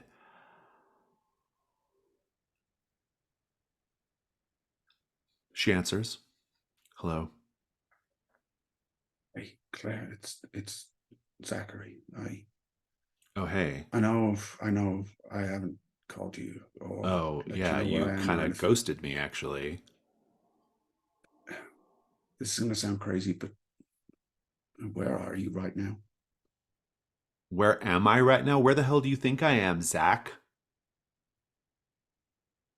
If I knew, I wouldn't be asking. You know where I'm at, Zach. Why would you ask such a foolish question?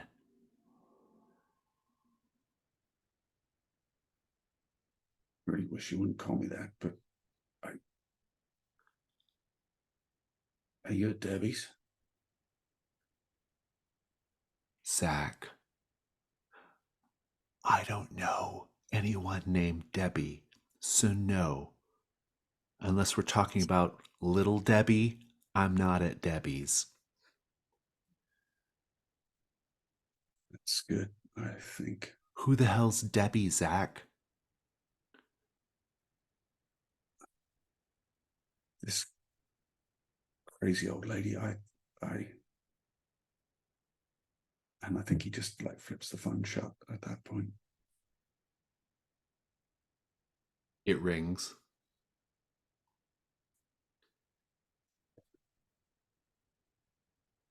Is it open? And hello? I'll tell you where I'm at, Zach. I'm in your room. I'm in your closet. I'm going through your shit.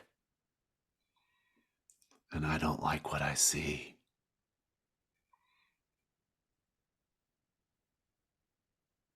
What do you see? She hangs up.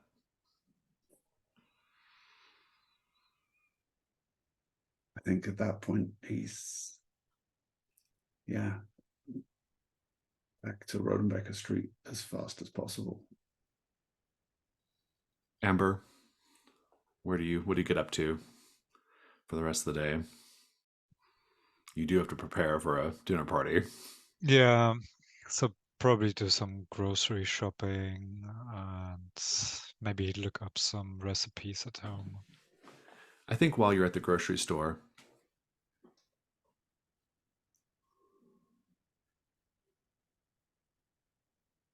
you turn a corner down the aisle that has all the flour and sugar and stuff like that. And you see the biggest man you've ever seen standing in the aisle. He's wearing a pale yellow suit, cowboy hat, and he's enormous. He's probably like, with the cowboy hat, he's probably over 7 feet tall, and he's very wide at the shoulder, very heavy set and jowly. And he's definitely got 6 fingers on one hand. He turns to you. His eyes are clouded over, mucusy yellow. And he says, I've never been one to really know his way around a kitchen, but I do like a chocolate cake from time to time.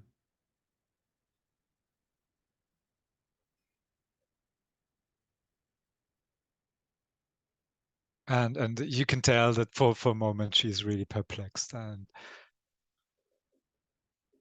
smiles, and she says, "That's nice." How are those tapes going? Have you figured out what happened to that TV station yet? He says as he puts a box of cake mix back on the shelf. And now she comes closer with her grocery shoppings in a cart, but she keeps her distance, and she says, "You know about the TV station?"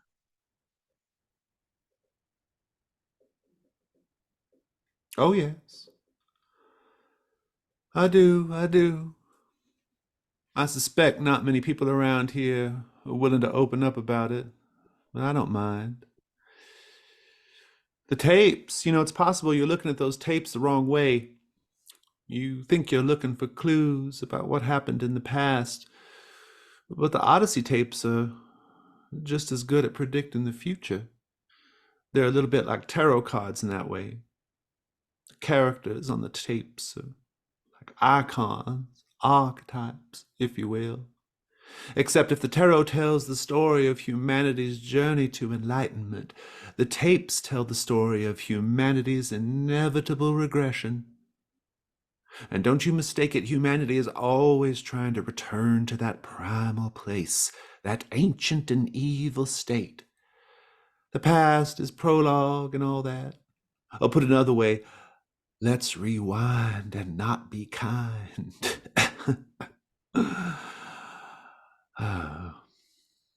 You'll get there. So, can I ask you a question? Perhaps.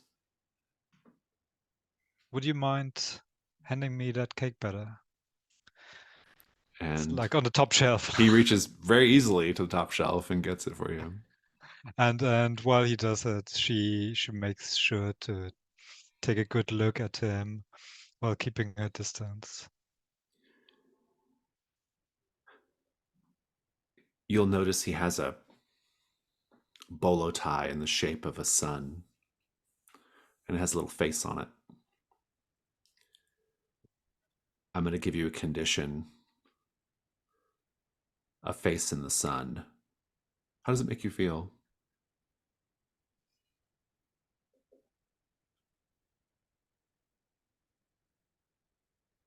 I'd say curious.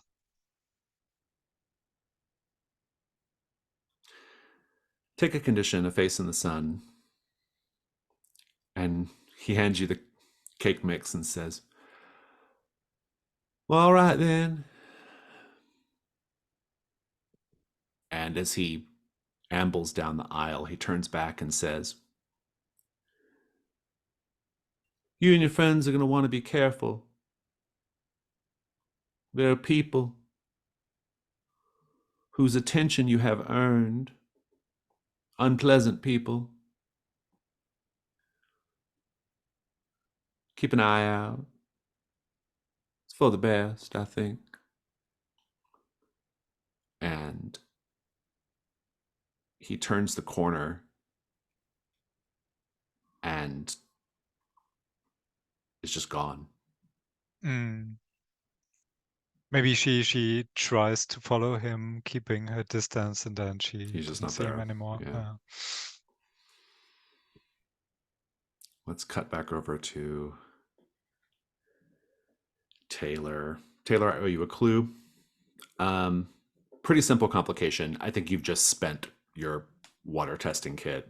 And so you'll have to erase that from your corner of the house, but otherwise you get your clue straightforwardly enough.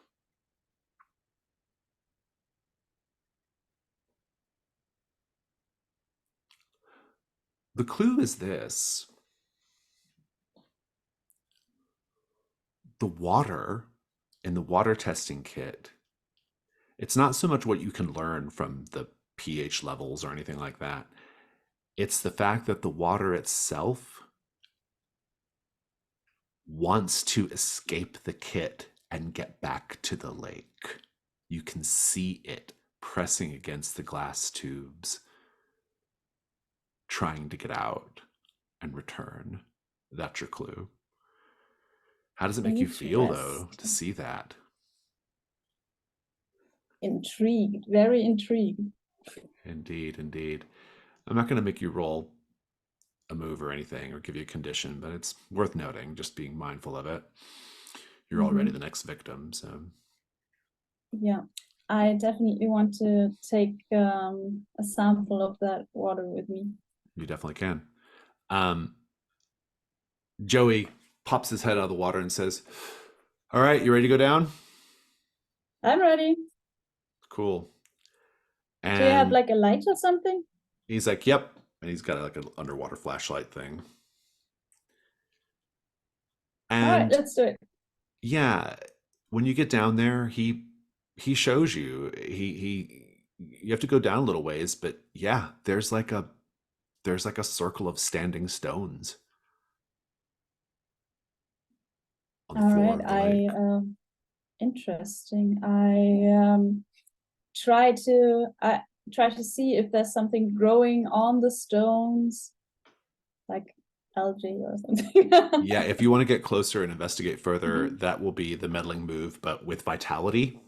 And because of the next victim, I want you at disadvantage. Yeah, that's fine. I would like to try that. 17, 17. Yeah, no. What'd you get? A 5. A 5.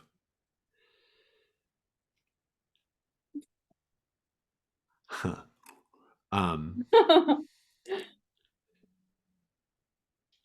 You get down there, you go swim. I think like Joey briefly, like underwater, like tries to reach for you to like say, don't go any further, but you just ignore him and you keep diving down further.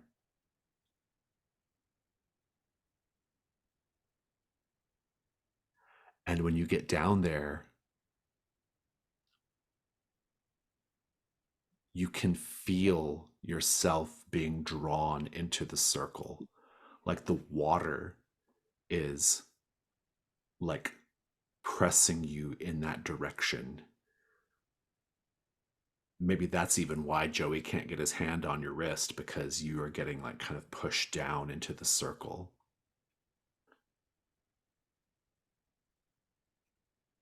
As you are pushed down into the middle of the circle, the silt is starting to pull you in.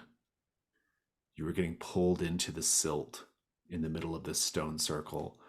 I would like the night move here. What are you afraid is going to happen if you fail? If you lose your nerve right now? Well, obviously, I'm gonna get pulled down by I don't know what and drown. It's kind of obvious. It's And worse than sucks. that. It's worse than that. It'll also get Joey. Go ahead and roll with vitality. Ah, Joey. Vitality, disadvantage because of the next victim. 7. You will be able to escape. I am going to give you an exhausted condition. Be thinking about what it looks like when you escape. I'm going to have you narrate that. I'm going to check in with Ash, though. Ash, you tumble down the hole. You manage to grab onto the ladder so you don't hurt yourself as you and you kind of slide down the rest of the way, kind of rung by rung. And you're down in the tunnels beneath Deep Lake. Against all logic and good sense, there is a network of utility tunnels beneath Deep Lake. Their existence suggests an apparent purpose. After all, why would there be steam tunnels if the town did not have use for them? But right away, you can tell that the wiring, the pipelines, the drainage don't connect to anything. They simply exist. You don't have very much light, just what little bit you can see coming in from up above, and that's not much. But And you I, oh, go go ahead. on. No, please. I was going to say, he's terrified, obviously, but I think he's going to pull out his little cell phone, flip it out, and I'd like to do the meddling move, but what I'm trying to do is illuminate the space by flashing pictures with my camera phone. Oh yeah, it's very J horror. Let's do some J horror here. Yeah. Let's paint the scene first. This is just for you, though, Ash. You can tell straight away that the tunnels are covered with graffiti. Which image are you drawn to most? What about it frightens or amuses you?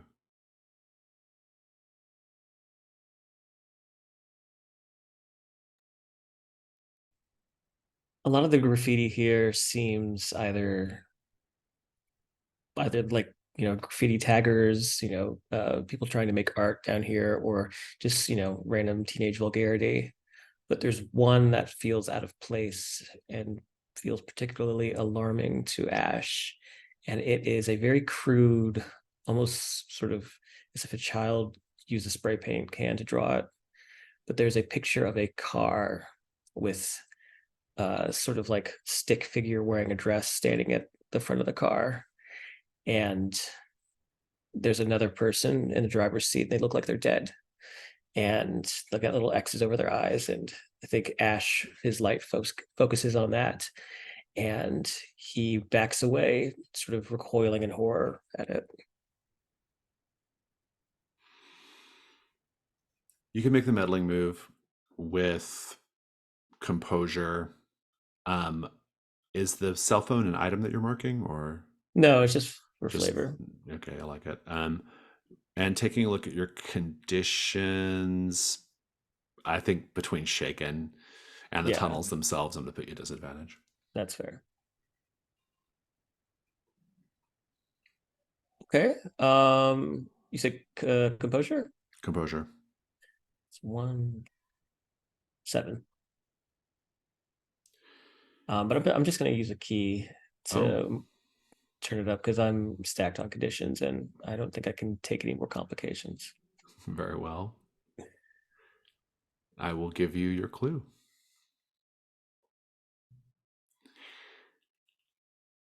Ba, ba, ba, ba, ba. On the ground,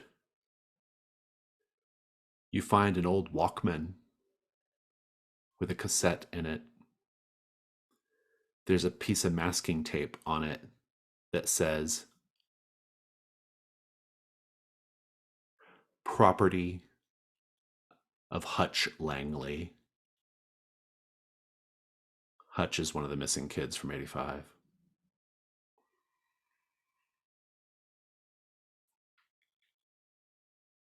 Let's check in with Taylor.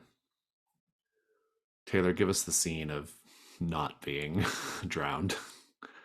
Yeah, of not being done. All right, so I feel the current pulling me under, and it's not like I can see the light at the end of the tunnel, but I can see the light at the end of the underwater Stonehenge, a faint glowing, and that's where the pull is coming from.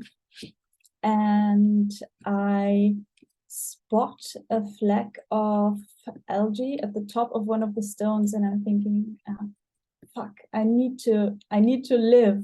I've got so much work to do. I've got so much to live for. I want to get that fucking degree, and I want to work on so much, and I want to find the TV station.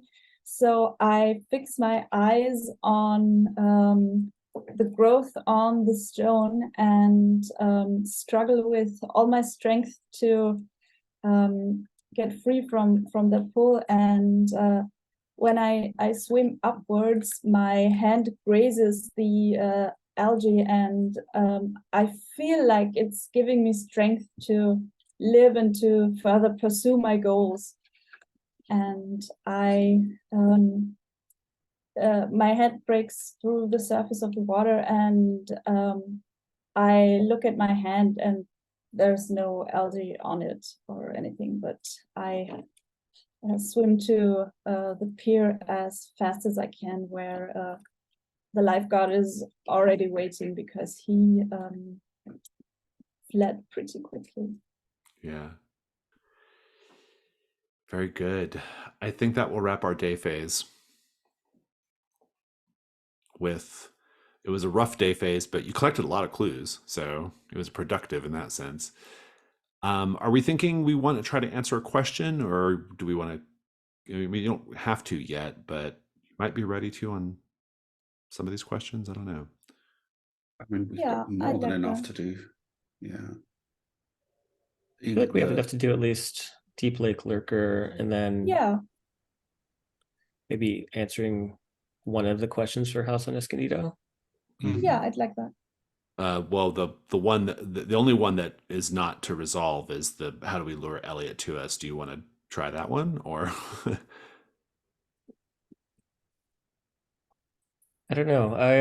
Because I feel like I might have a theory for the first question, and then we have enough clues for it. But I'm also fine just answering the one with Elliot, and then we can look for more clues to flesh out the other resolution. Let's take a 10-minute break so you all Yeah. can think about clues and questions, and if we want to try to determine whether the Deep Lake Lurker is a horrid beast or Jessica Stosky, or if we want to figure out something about Escondido Street, be thinking about that. it might be, I don't know if you're quite in a good spot to answer anything from Xxaagreus quite yet. No. So we'll take 10 minutes, we'll come back and we'll do the dusk phase. Mhm. All right, see you in 10.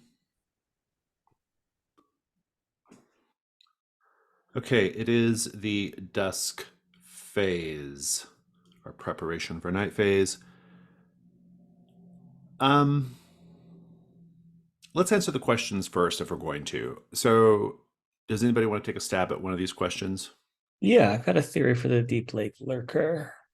All right, that's complexity 4. Is the lurker a horrid beast or a transformed Jessica Stosky? For this benefit of people watching the video, I'm going to just run through the clues real fast. There is a glowing light under Deep Lake. There are the bones of a human finger.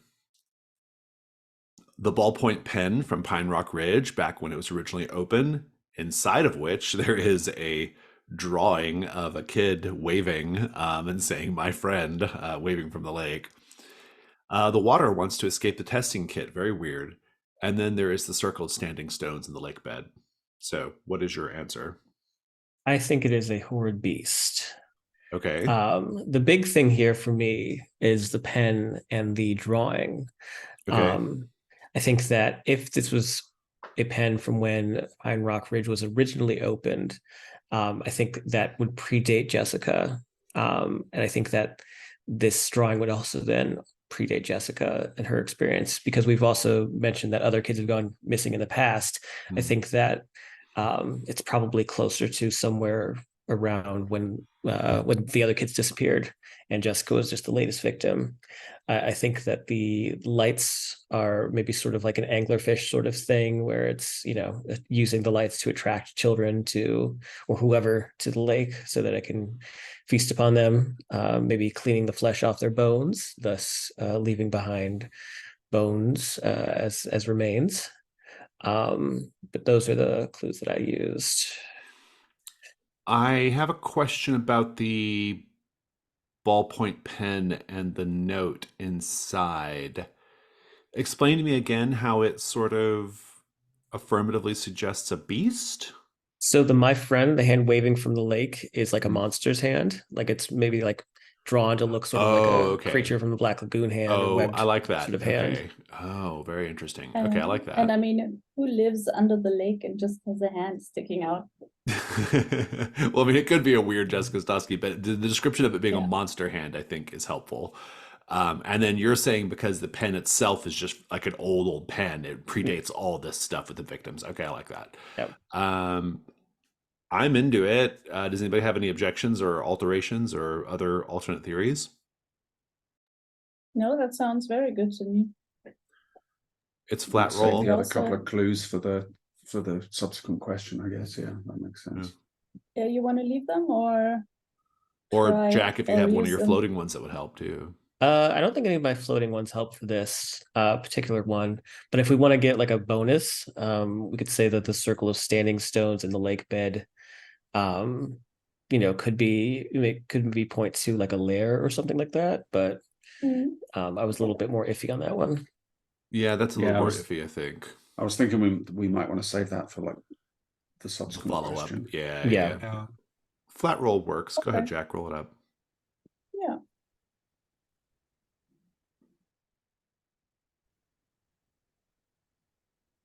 I don't like that face. Yeah, what was that face? That face is a 4. A 4. Okay, so on either or questions, the other answer is correct and the clues are spent. So it is in fact Jessica Stosky. It is not a and I react. And I think the reason why we know this is because let me think on it. We have to confirm now that it's actually Jessica, not a beast. And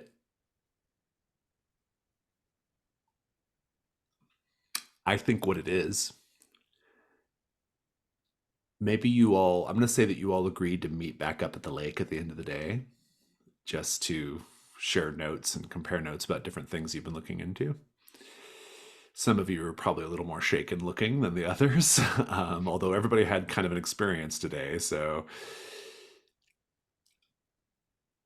you all see Daniel Kwan in a little boat out on the lake. And there's someone on the boat with him, the shape of another child. And when he finally brings the boat back in, he looks like he's in a weird fugue state. He doesn't even acknowledge you at first. But then he says, I saw her. I saw her. We talked. I'm going to go visit her again tonight. And then he just wanders off. This is your confirmation that it's Jessica Stosky, or it's a version of Jessica Stosky out on the lake. And so we tell the counselors to lock down the camp, and especially Daniel. Yeah, put Daniel in a closet. With Claire. Yeah, it looks like we lost Michael. Is Michael frozen up for anybody else? Yeah. He looks frozen. Yeah. Yeah. Well, we'll give Michael a moment. While we're waiting on Michael, are there any other questions that we want to tackle, or are we feeling good? Do we want to try? Yeah, sure. Let's do Escondido, no? Yeah, I think we have enough clues. For the whole big mystery, or like the little one with Elliot? It feels like it would be good to clear the whole mystery, unless anyone disagrees. this mystery has it out for Zachary in a pretty big way, so I kind of I kind of get Zachary got a vendetta. Yeah, the vendetta. Yeah. Well, Zachary, since you're the one who's been most closely tied to this particular mystery, do you want to go ahead and present your theory to us? I'm still trying to put it all together, but should we wait for Michael? I think he's back, is he? I think Michael's back. No, he's not. Oh no, he's still frozen. Oh, is he frozen again? He wrote on Discord that he has some internet trouble. Oh, okay. Now he's moving. Oh, he's moving. He's moving. Michael, are you with us? He's moving. I am back. No, frozen Or again. Too soon. Mm-hmm. Yeah. If somebody will just tell him that. Well, okay. Michael, are you there? I don't think he's can hear us. If somebody on Discord will just tell him that we'll catch him up whenever he's with us again. Yeah, I tried to fix it. Oh, maybe just stay on audio only for a minute, Michael. That might help. So Zachary, what's your theory here for the question? I think it's got to be central to it. It's got to be that mirror that we found with the spiral crack. I think that there's some kind of portal to a upside down-ish version universe of the world where and the family somehow were lured or decided to go through it, and maybe they'd been, one or more of them had been in and out of it beforehand, possibly Elliot, because that's where this Candyland board featuring characters you don't remember comes from, because it's like the Candyland from another universe. Exactly. Yeah. And I think the blueprint of that also would explain like why the room looks different in the mirror, because what we're seeing is the alternate world version of the room. The house resembling occult symbols, I'm figuring it's just kind of maybe that this is some kind of locus of power, like a ley line conjunction point. Oh, it shows that the house is on some kind of point of power or something. Exactly, which is like why the mirror can work in this exact spot. Yeah. So is it possible that the reason why they even attempted to like do this is because they had to get away from the bad people that Hugh owed money to? That was exactly what I was coming to next, is that maybe like Elliot had been back and forth across this boundary, and like he managed to convince his parents that it was real, and they saw this as an opportunity to actually escape whatever they were in trouble okay. with. They were desperate enough that this seemed That like leaves the sane yellow thing to do. plastic ghost figurine. And any of your floating clues any good for this, Jack? No, I'm planning on hoarding all of them. No. I have an idea for the yellow plastic figurine. If Oh you yeah, want. what is it?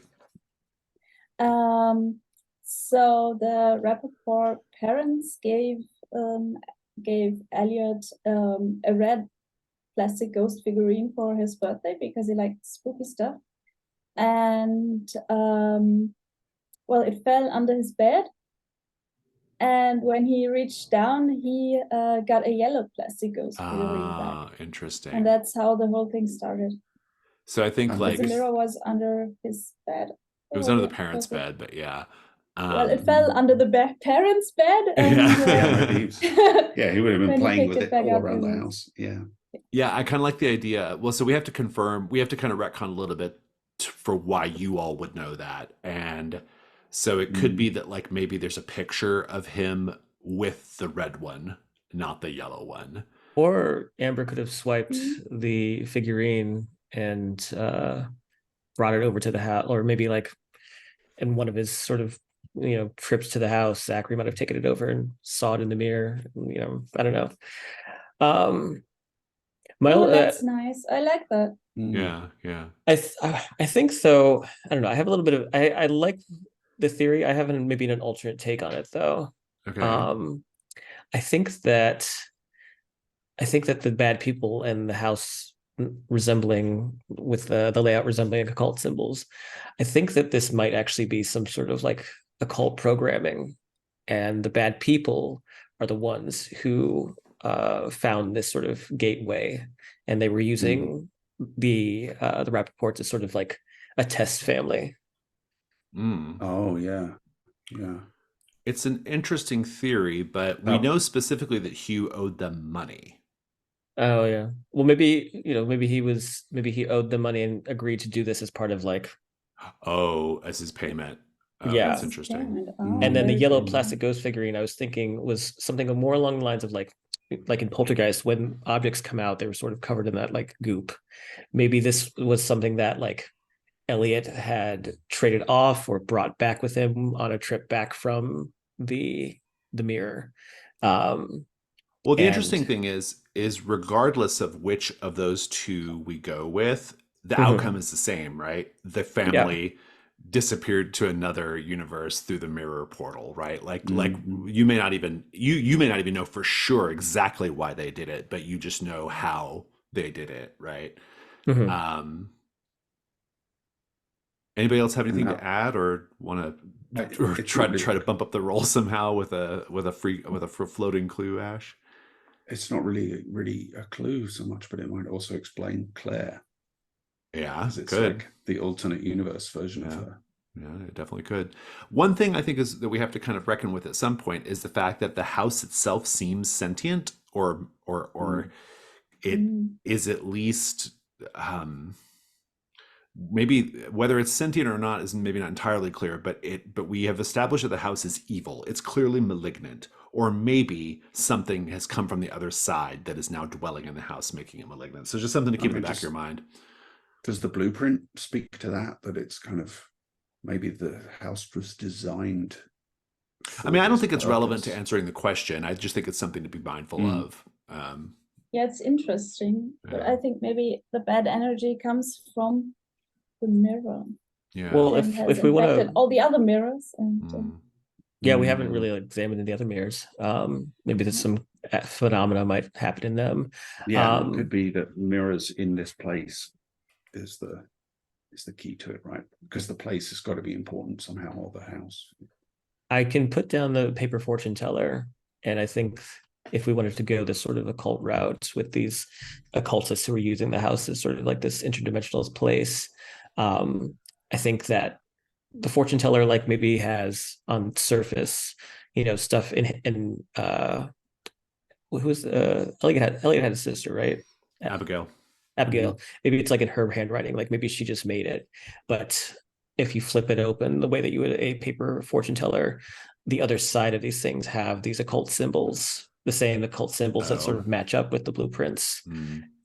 Just confirming your theory Yeah. in general. Yeah. That would be a +1. It's a good, I think it's a really solid theory. I think it all makes sense to me. And I'm thinking Michael, too, if we Michael, want I to don't know how just much of that you caught, but like if you want to add anything, by all means. Yeah, I caught, I think, all of it. Okay. Do you have any additions or adjustments that you want to make? So the only thing I was thinking, but that doesn't change the theory too much, is that the house itself actually wants them to go there, to the other dimension. So maybe the cult is kind of related to that house. Maybe the house was already there, the cult formed around it. And that might play into like the father's obligation to them as well, because maybe they kind of, the cult kind of gave them the house, or Yeah. I'm still not fully convinced on the cult thing, because I like the only clue that like indicates their possible presence is just the fact that Hugh is in with some bad people, but well, then we could go. I still think it's a lot to go on. Yeah. Well, Okay, I think maybe we can I've go got with- another idea. It as doesn't mean it's well. not true, but for purposes of answering the question, I think it's enough just to say that they went into another dimension using the mirrors, Yeah. right? Mhm. You know, Yeah. now it I could mean, come maybe- out later that there is something bigger like that going on. I'm just not convinced on these clues. That's definitely what's happening, right? So I think Zach. So- I so- think. Oh, go on. Sorry. No, go on. Oh, So Yeah. I picture like maybe you know, the parents being like really worried about being in debt to bad people, and at some point late at night when Hugh's still awake, the house whispers to him like, you know, there's an easy solution. Just disappear. you disappear, right? Yeah. Regardless of how it comes about, they I love disappeared it. into the mirrors. That is the key. That's the key bit here. The instigating event, I think, is still not entirely clear, and it doesn't have to be, like it does for our purposes. So let's roll. I think it's a +1 if we include the paper fortune tellers. So that's a pretty good roll. Who wants to do it? I feel like Rob, since you kicked it off, I can do it, sure. also feels like Zachary's sort of mystery at this point. It's like he's got a bone to pick. It definitely Ooh. has a yeah. For the +1, that's an 11. Oh, very interesting. I don't even know if there's a 12+ result on this that's worth invoking.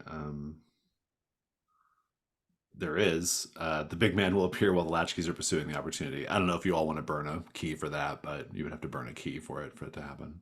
all of us would have Yeah, to burn a key. yeah, everybody would. Yeah, Oh, it's a pretty big cost, but yeah, you're absolutely correct. You can now pursue the opportunity. The opportunity is you can resolve the mystery by simply revealing the truth to Casey. That's all you got to do is just tell Casey what's up, what happened, and you're done.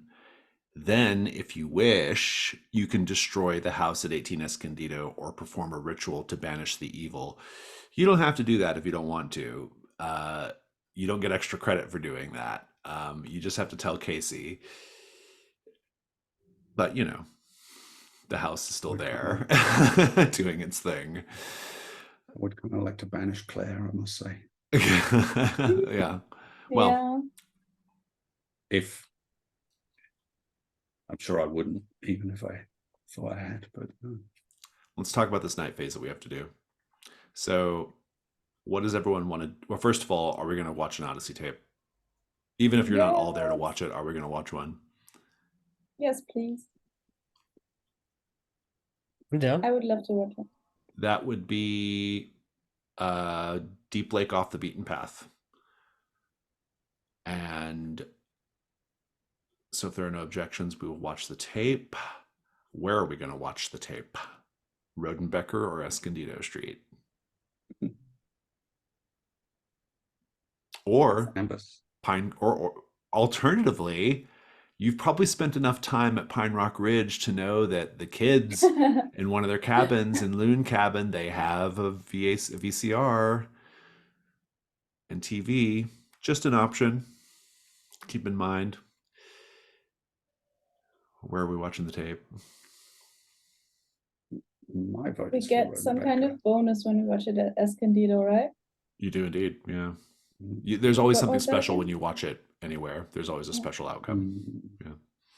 I mean, since we're there solving the mystery and possibly performing a ritual anyway, That makes sense, I guess. Yeah. I mean, we could like perform the ritual while watching the tape. Multitasking, right? Yeah, maybe the ritual involves the tape Oh yeah, because the or the TV VCR is recorder. not connected to the. Mm. Yeah. I mean, it's definitely got something to do with mirrors, I think, whatever the ritual is. Yeah. We're Okay, gonna so watch the tape in the mirror. watching the tape at Escondido Street is an interesting plan. We've done this before. We know how this goes. Let's talk about what everyone would like to do during the night phase. Well, I mean, Amber, you're kind of tied up tonight. Yeah, don't have a Uh, choice. Yeah, you're going to be baking things for your uncle's party. But Zachary, are you going to go watch the tape and try Yeah. to banish the ritual or banish the Yeah. the entities? I think so, yeah. Yeah. Ash, what about you? I'm still in those tunnels, so I'm gonna Ash look is still in the around. tunnels. Oh, Yeah, I'm very still gonna look interesting. around. Nighttime tunnel exploration. Very Can't wait. good. With 3 conditions, give it to me. Taylor, what are you doing tonight? Well, at first I wanted to poke and prod at the water, but now we've resolved that mystery. I don't think that's. Well, relevant anymore. there's a new question now on Oh yeah, there's a new Deep Lake question. Lurker. Right. Yeah. The next question is, Yeah. if it's a transformed Mhm. Jessica Stosky, How how does- does it choose yeah. its victims? Yeah. Yeah, then I'd like to poke and prod at the water and So you're yeah, I You're just take leaving my me microscope alone? to Escondido as well. Oh wait, Excuse me? so you're taking the water sample with you to Escondido Street. Yeah, sure. Okay. And So you're not like alone, I'm doing it Zachary. in the same room as the TV, so I can keep an eye on the tape as well. I love it. I love it. This is an interesting night phase, I think. Does anybody have any? Oh, and sorry, go ahead. I wanted to propose watching the tape backwards as well. Very good. Like rewinding it after watching it. Does anybody have a key prompt they need to resolve? You can wait till the end of the session if you want. I do actually, yeah. I'm gonna wait till the end of the session. Yeah. Okay. Yeah, me too. All right, very good. And so that just leaves introducing the Odyssey tape itself. If you want to follow along, the tape is on the Odyssey tapes tab on line, it's the last one, line 183. Deep Lake, Off the Beaten Path. This tape is a montage of amateur footage from nature trails around Deep Lake. A solo hiker, Josh Ortega, introduces each segment by talking into a handheld camcorder about why each location is special, followed by clips of wildlife he spots on the way or notable landmarks. Really terrific opportunity to do signals from the other side for those of you who have signals from the other side as an option, because it's by the lake. So let's do paint the scene. Everybody does that. Assign that. Prompt 2 will be Natasha, you can do prompt 2. Rob, you can do prompt 3. And Jack, you can do prompt 4.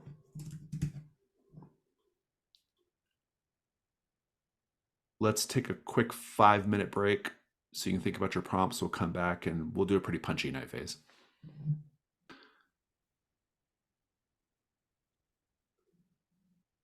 Deep Lake, off the beaten path. In an introduction to the Deep Lake area, Josh appears cheerful and upbeat, but there is something haunted about his expression. What details of the footage indicate he's been searching for something obsessively?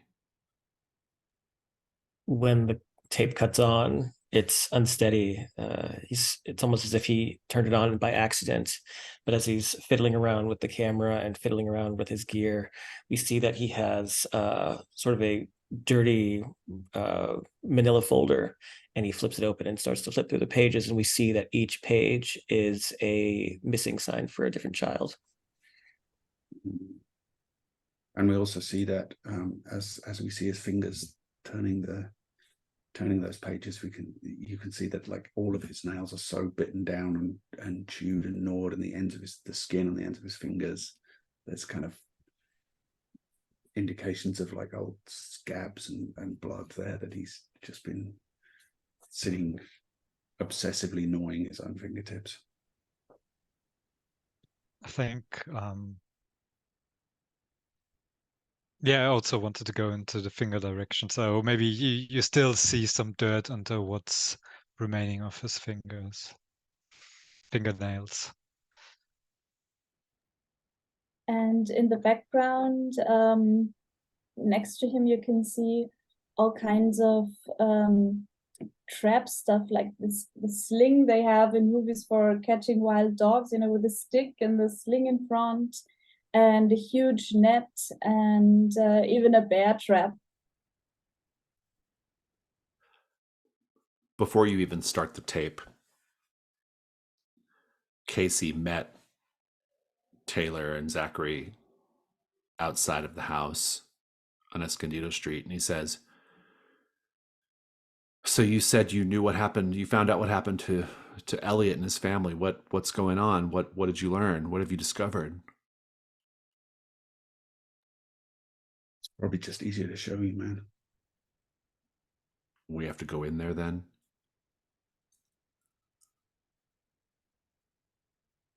You'll never believe us otherwise.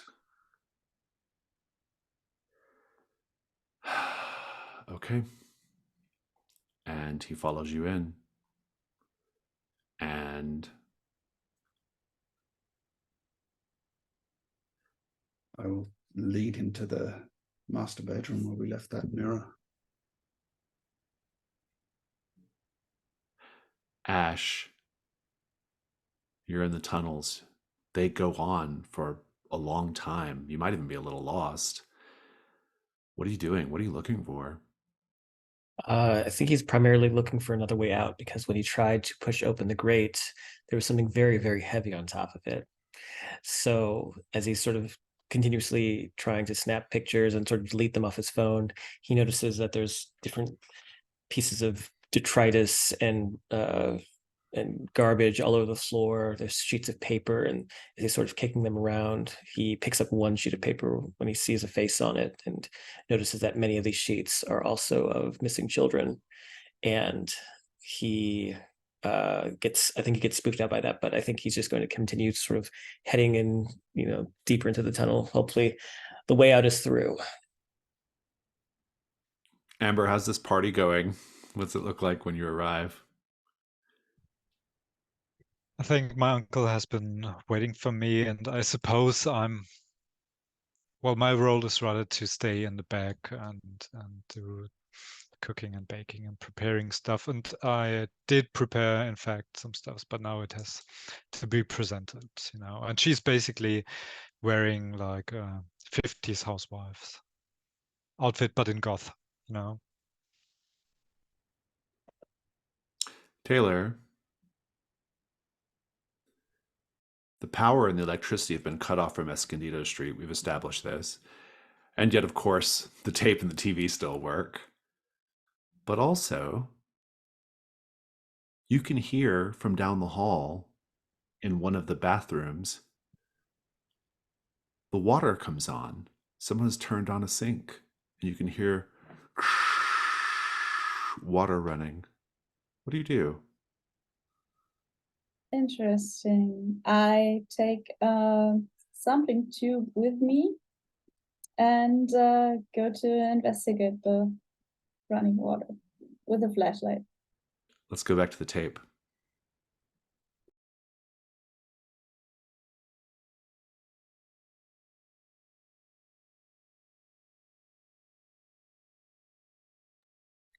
That's me then. Well, you can see the sun setting over Deep Lake, and Josh is filming this from the mountain trail he's on and describes how beautiful the lake is and how great the sunset is, and looks like the lake is quickly filled by shadows. And when you look closely, you can see that on the horizon, it looks like the shape of wings coming from the lake and rising into the sky. And the setting sun is where the head would be if this was some kind of creature, or maybe it is where a halo would be slightly above the head if this was a creature. Fantastic. Ash, you're wandering around the tunnels. And up above, very faintly, you reach a ladder, and you can hear very faintly up above you, you can hear Zachary and Casey talking. What do you do?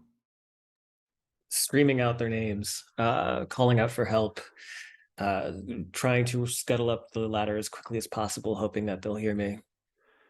Zachary, you're talking to Casey about mirrors, and you hear very faintly from the basement, from the direction of the basement, you hear Ash. What do you do? Casey, just wait here. It's I'm like, gonna go. okay, right, okay. Mirrors, it's all, what is this about mirrors? What?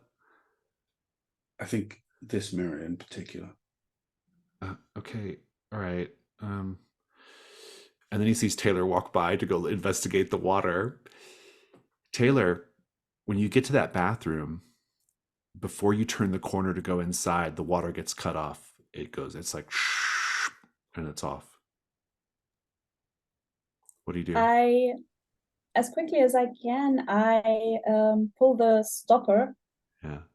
In the hopes of there being some water left in the basin. Oh, yeah, there is. And I quickly swoop it up with my sampling tube and lock it very tightly. So like this shaky You thing. hear from the drain in the shower, which is right next to where you're at, you hear someone. Hello? Hello? Amber. Amber, you are at the party. Joe comes back and he says, the eclairs are kind of a big hit. We got a cool night, so that's great. They're holding their shape pretty well. Everything is going great. How are you doing? Are you and your friends making any progress on all this spooky, ooky stuff you're doing? I guess so, but I think I might have to take a break at some point. By the way, how do people like the strawberry and cream angel foot cake? It's fantastic. I've had two already. This is a really big help to me, Amber. I want you to know that. I really appreciate you coming over here. It's good to see you again. After Yeah, I'm glad to help. I mean, you've Yeah. been helping me out so much. Yeah, as it's now. great. Let's cut back to the tape. I think we see Josh just kind of coming into this area with the heavily damaged trees and scarred patterns on the ground. And he's trying to explain what's going on, that it's probably a lightning strike, whatever. And at this point, the sun has set and the moon has come out and the scene is illuminated by moonlight, and just a hint in the background behind him, because this is obviously VHS footage, so it's hard to see that much detail, but we can see that there are trinkets and things hanging in some of those trees, little mirrors on chains that are just catching, as they turn in the gentle breeze, they're catching the moonlight and reflecting it into the camera. Zachary, you can hear Ash calling from underneath a crate in the basement. Do you move the crate? Yeah. How can I not? You slide the crate open and it reveals a trapdoor on the floor. And you can see Ash on the ladder looking up at you. Ash. He bursts out, coughing, wheezing, crying, and just sort of crumples at Zachary's feet as he's trying to like get his bearings and get adjusted to whatever little light is down here. Zachary, What? as Ash comes out, you see there's someone else on the ladder as well. A person wearing a black hoodie and a bronze mask in the shape of a bull's head. They are also on the ladder. What do you do? I'm going to look around to see if there's like a broom or something that I can use to like jab down on them and try and knock them off the ladder. Taylor, Maybe there's from the shower drain, you Mhm. hear, "Hello?" What do you do? Does the voice sound familiar? No. Okay, I look under the sink. Is there a cabinet? Sure. Is there bleach? Sure. I pour the whole container down the Nice. drain. Very good. Very good. Meanwhile, Amber. Amber, you're the only one having the normal night tonight. Fair enough. How does just give me the little what's how does the rest of the party progress? How are you feeling? Is there anything you're doing in particular while you're there? I think she tries to stay quiet, not to but on the other hand, she's also having a chat, because at one point she thought, okay, the best thing would be to stay in the kitchen all night, but then she realizes having a chat with the people attending is actually helping her uncle more, and she's having a good time. Let's go to the tape for the last time. Josh, you find him stumbling around frantically. There's storm clouds rolling over the mountains, and there's flashes of that white light followed by thunder. We can hear the rain pouring down, and the screen is dark. We can barely see him besides the sort of light that he has on his vest that sort of illuminates his face from below. And he's wheezing, he can barely breathe. He's so exhausted. And then finally he collapses to his knees, slamming into the dirt. He rolls over onto his back. And as he looks and as the camera turns, we see faces peering out from the shadows. Children's faces. They're strange though. They're flickering and bluish, almost as if they're not present in this reality. Almost like this aura of static around them. And finally, when he starts to get himself together and he pulls out the folder of missing children, he starts to kind of look through them, seeing faces that he recognizes, but before he can, there's a white light that shines above him.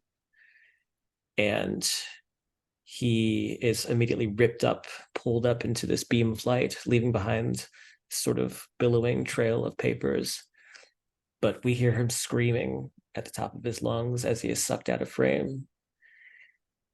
But it's not his voice. Well, at least not the one that we know. It's different. It's modulated. It's distorted. It says, "He is nowhere. He is now here." And the tape cuts out. Taylor, you pour the bleach down the drain, and whatever happened, who knows, but you no longer hear the voice.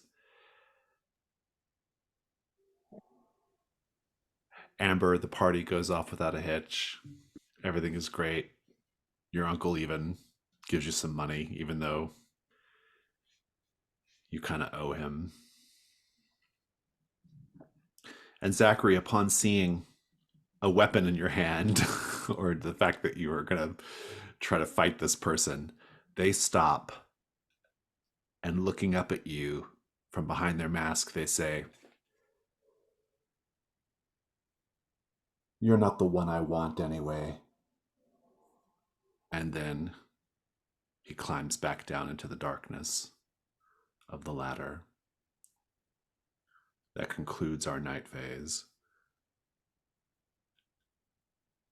Per the special rule, you all get to define a clue from the tape that can be applied to one of the mysteries, so be thinking about that. We're at time, but if we can go like another 10 minutes, that should give us time to wrap up completely. But if anybody has to go, that's fine. We'll catch up later. Let's go straight to the dawn. Rewards. You did resolve this mystery. Even though you did not do anything about the house itself, all you had to do was tell Casey what was happening. And so the rewards are now available. The first reward cannot be taken yet because you have not answered the other question. But as long as the house is there, you can attempt to answer the other question. I put the rewards in the chat. I'll read them out. So Elliot is one of the rewards, but you can't do that one yet. Casey, however, can become a recurring side character. You get one extra clue in the meddling move when you consult him about matters related to Deep Lake's young people. No matter who chooses that, everybody gets access to Casey in that way. You can take Bill Hanscom's personal cell phone number, add it to your corner of the house, or up to three of you can take a memento from the investigation, ask another Latchkey what it is, and then add it to your corner of the house. So it's Casey, Bill's number, or a memento. Who wants what? Take a memento. And I'll take it from Zachary.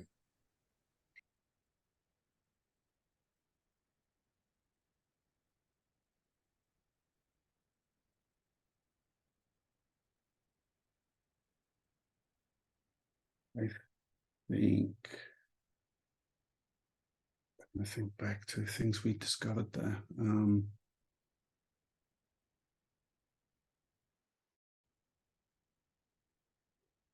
It could I be something think implied maybe- too. It doesn't have to be something we saw.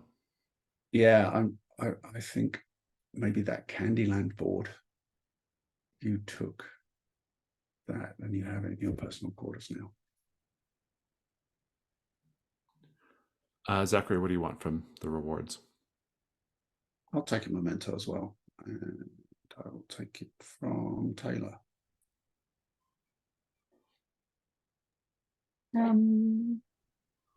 Let me think for a minute.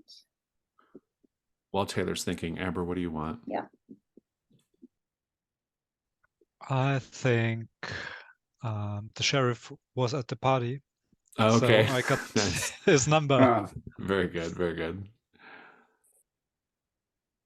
And Taylor, which do you want? I would also like a memento. Who didn't get to invent one yet? Amber. That would be me. Yeah, I know. You remember. Yeah. Do you have any ideas? Because I'm still thinking about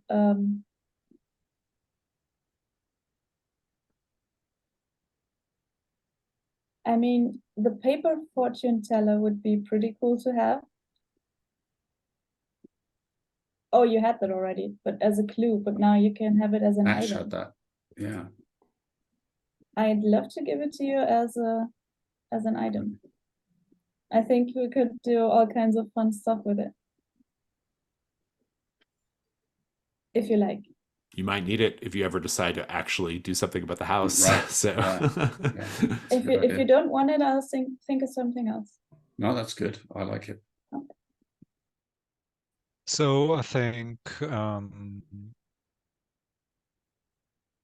Abigail, the daughter, is really into bird watching, and you get her binoculars as a memento.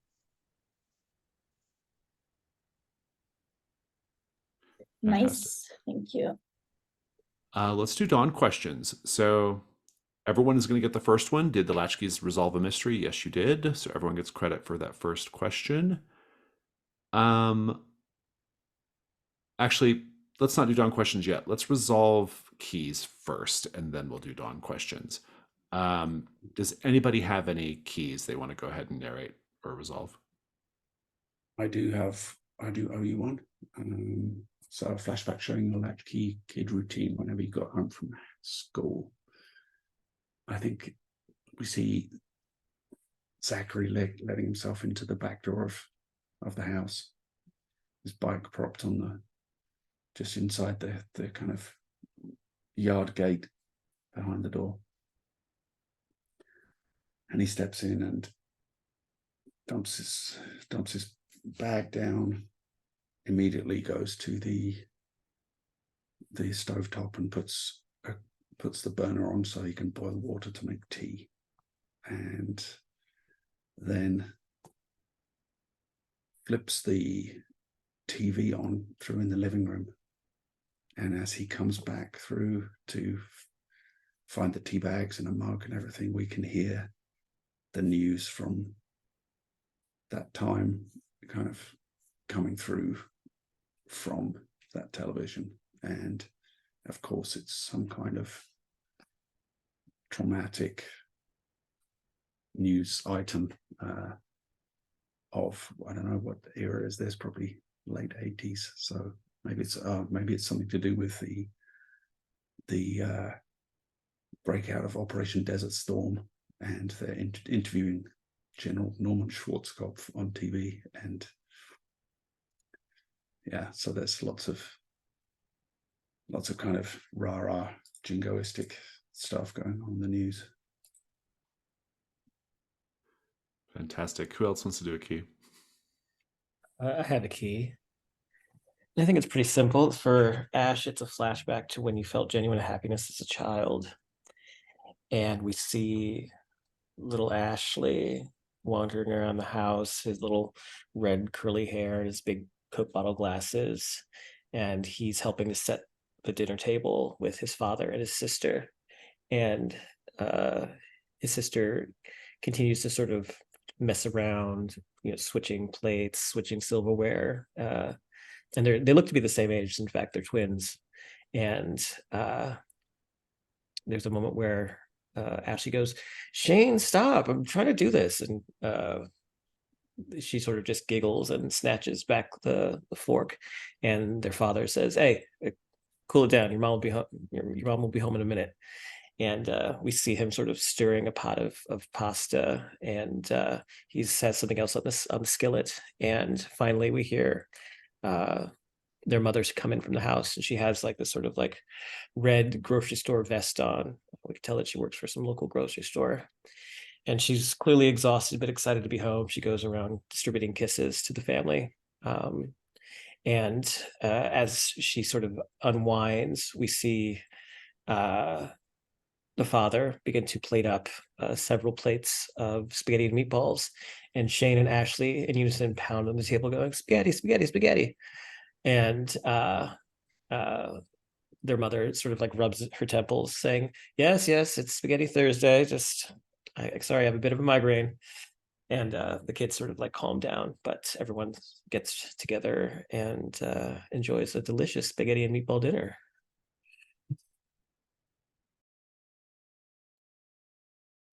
So I've got one as well.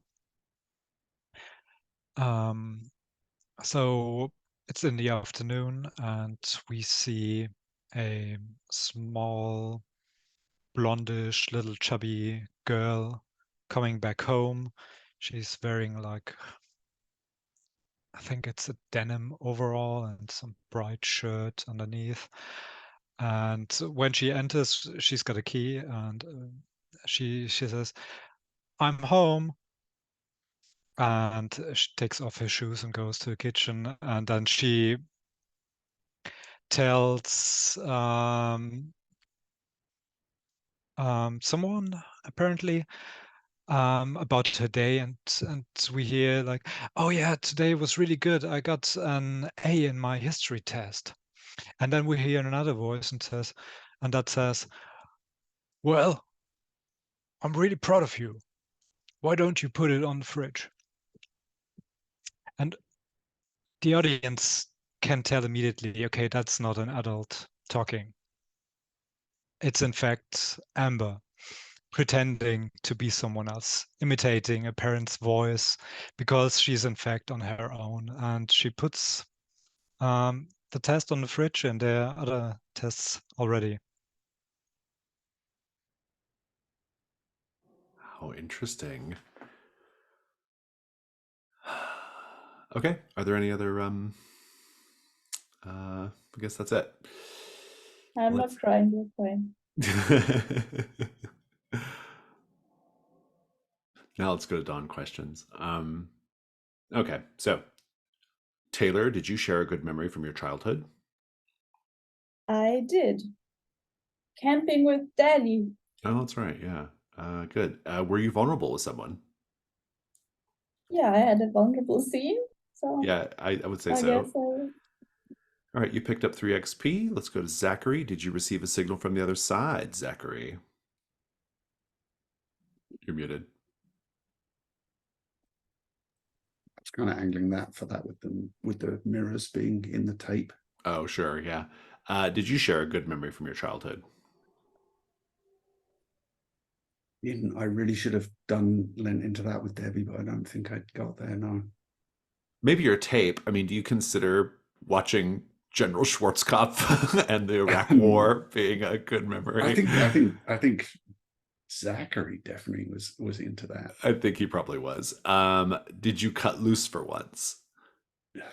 Maybe in like threatening the creature coming out of the tunnels with a broom handle, but not exactly. No, I don't think so. No, I don't know if that one quite matches up. Amber, did you receive a signal from the other side? I tried to bring in the angel that Natasha mentioned by mentioning yeah. angel foot cake. Yeah, it was very subtle, but I like it. Yeah, it's good. Okay. Yeah, it's good. Did you go out of your way to reconnect with Deep Lake? I would say so with your uncle, Yeah. right? And the party. Did you share a good memory? Did you share a good memory from your childhood? Nah. I don't think so. But you picked up a few XP as well. And let's go to Ash. Did you receive a signal from the other side, Ash? Yeah, the missing children. Ah, indeed. Did you share a good memory from your childhood? Oh, the I spaghetti think I did thing. with Ephraim, with the whole whack-a-mole thing, and Oh, and also the spaghetti thing as well, spaghetti right? dinner. Yeah, Yeah. Were you vulnerable with someone? probably not. Okay. Yeah, no. Then I think that wraps up our session. Let's go ahead and if anybody has to go, you can go. But let's do stars and wishes, though. I'll go today. So I'll start today. I had a really good time. This was a fun session. It was nice to have Taylor back with the group and kind of getting Taylor back into things. So really enjoyed that. I liked that you all. The scenes in the beginning were really good. It was good to see you all kind of interacting just in a kind of like normal sort of way and kind of like hanging out at the house. That was all really good. Enjoyed that a lot. But then I also like that you all then split up and all got your own individual flavors of horror in Deep Lake. And so that was really fun. And there was just some really good moments. Love the moment with Spider Claire. Loved the moment with the big man in the grocery store. Um, really, really quite liked the whole lake scene with Joey and going down to the water. That was all very vivid in my mind. I liked all that. And Ash in the tunnels. Like there was just a lot of really good moments. I feel like we learned a lot about sort of this setting. Like we learned so many things about the setting, and the answer question was really good. I thought your theory was really good about the lurker, even though it ended up being wrong. It was a good explanation, even though it was an incorrect explanation. Yeah, it was a lot of fun. It was a good time. Yeah, I can go if you like. I got a few highlights I took note of. First and foremost being Spider Claire, which definitely reminded me of, I don't know if anyone's seen the movie Trainspotting with there's a scene in that where there's like a baby crawling upside down along the ceiling, and it's incredibly creepy in the context of what that means in the movie, and it just immediately reminded me of that. I liked that detail that Natasha came up with of like getting the threat from Attaboy 86 or whatever, with the Photoshop of her being in this position. That was like such a neat idea of like what a threat that is. And I just was always kind of half giggling in the back of my mind at this image of like Amber fully gothed up to the nines, like catering a party for like real estate people and the sheriff, and like it's kind of crazy. I thought Ash's flashback was particularly good in the scenes at the end there, and also like obviously that twist in Amber's one was also great, that she was like putting on a voice that that was a fantastic idea. So yeah, lots of fun. Next time it'd be cool to get us. It was cool that, like as Jason pointed out, we were all like split up, but it would be cool if we're doing some stuff together next time. Yeah, a solid session. Very, very tense one for Ash personally, given everything he went through. So start Jason for throwing him in the tunnels and putting a dumpster on top of it so he can never escape. And then Star for also giving him an escape, which now leads back to Escondido. Yeah, it was fun. I enjoyed leading into that and having that opportunity. Spider Claire. I've seen Trainspotting, didn't remind me so much of that as much as it did like Toni Collette in Hereditary at the end, where she's just sort of skittering about. That's the vibe I got from it, but it was still very creepy.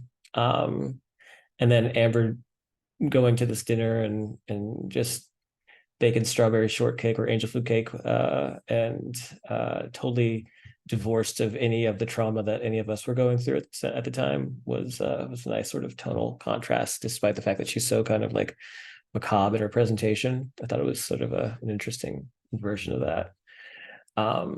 Wishes. So I advanced, and so I took a new move. So I'm curious to see what will happen with that new move. And yeah, just hopefully we get some more clues on Xxaagreus and the lurker, and I'm curious to see what mystery comes out next time. I have a wish. I didn't say my wishes, but it's not a wish that we can fulfill, but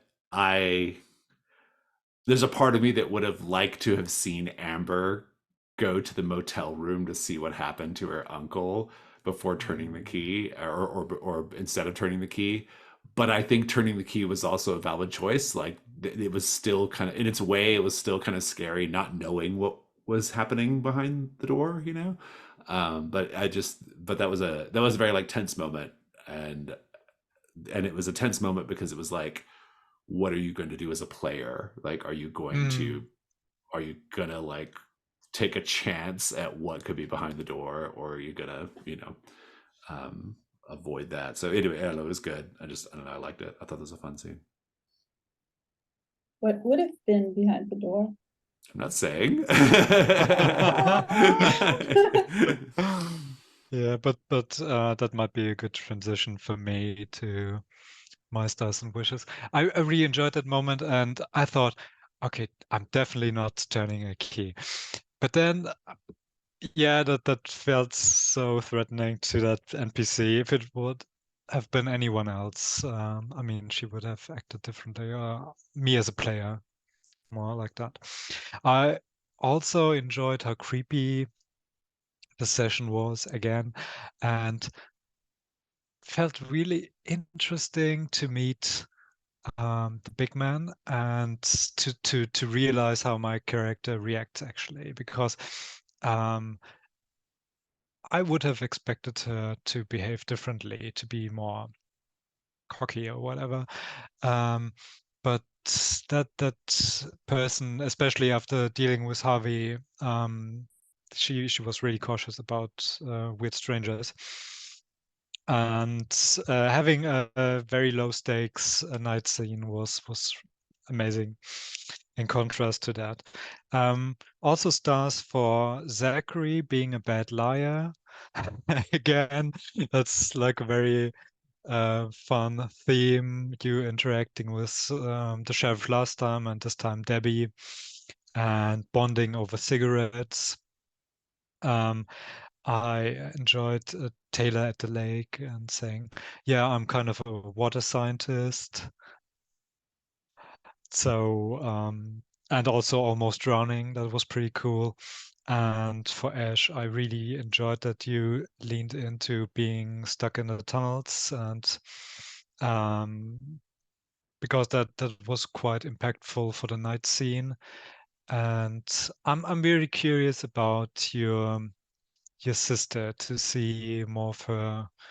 That might be a wish in the whatever we will find out about your character when the next keys are turned. Yeah, but also just a general wish that we can all get together and do something in pairs or as a group.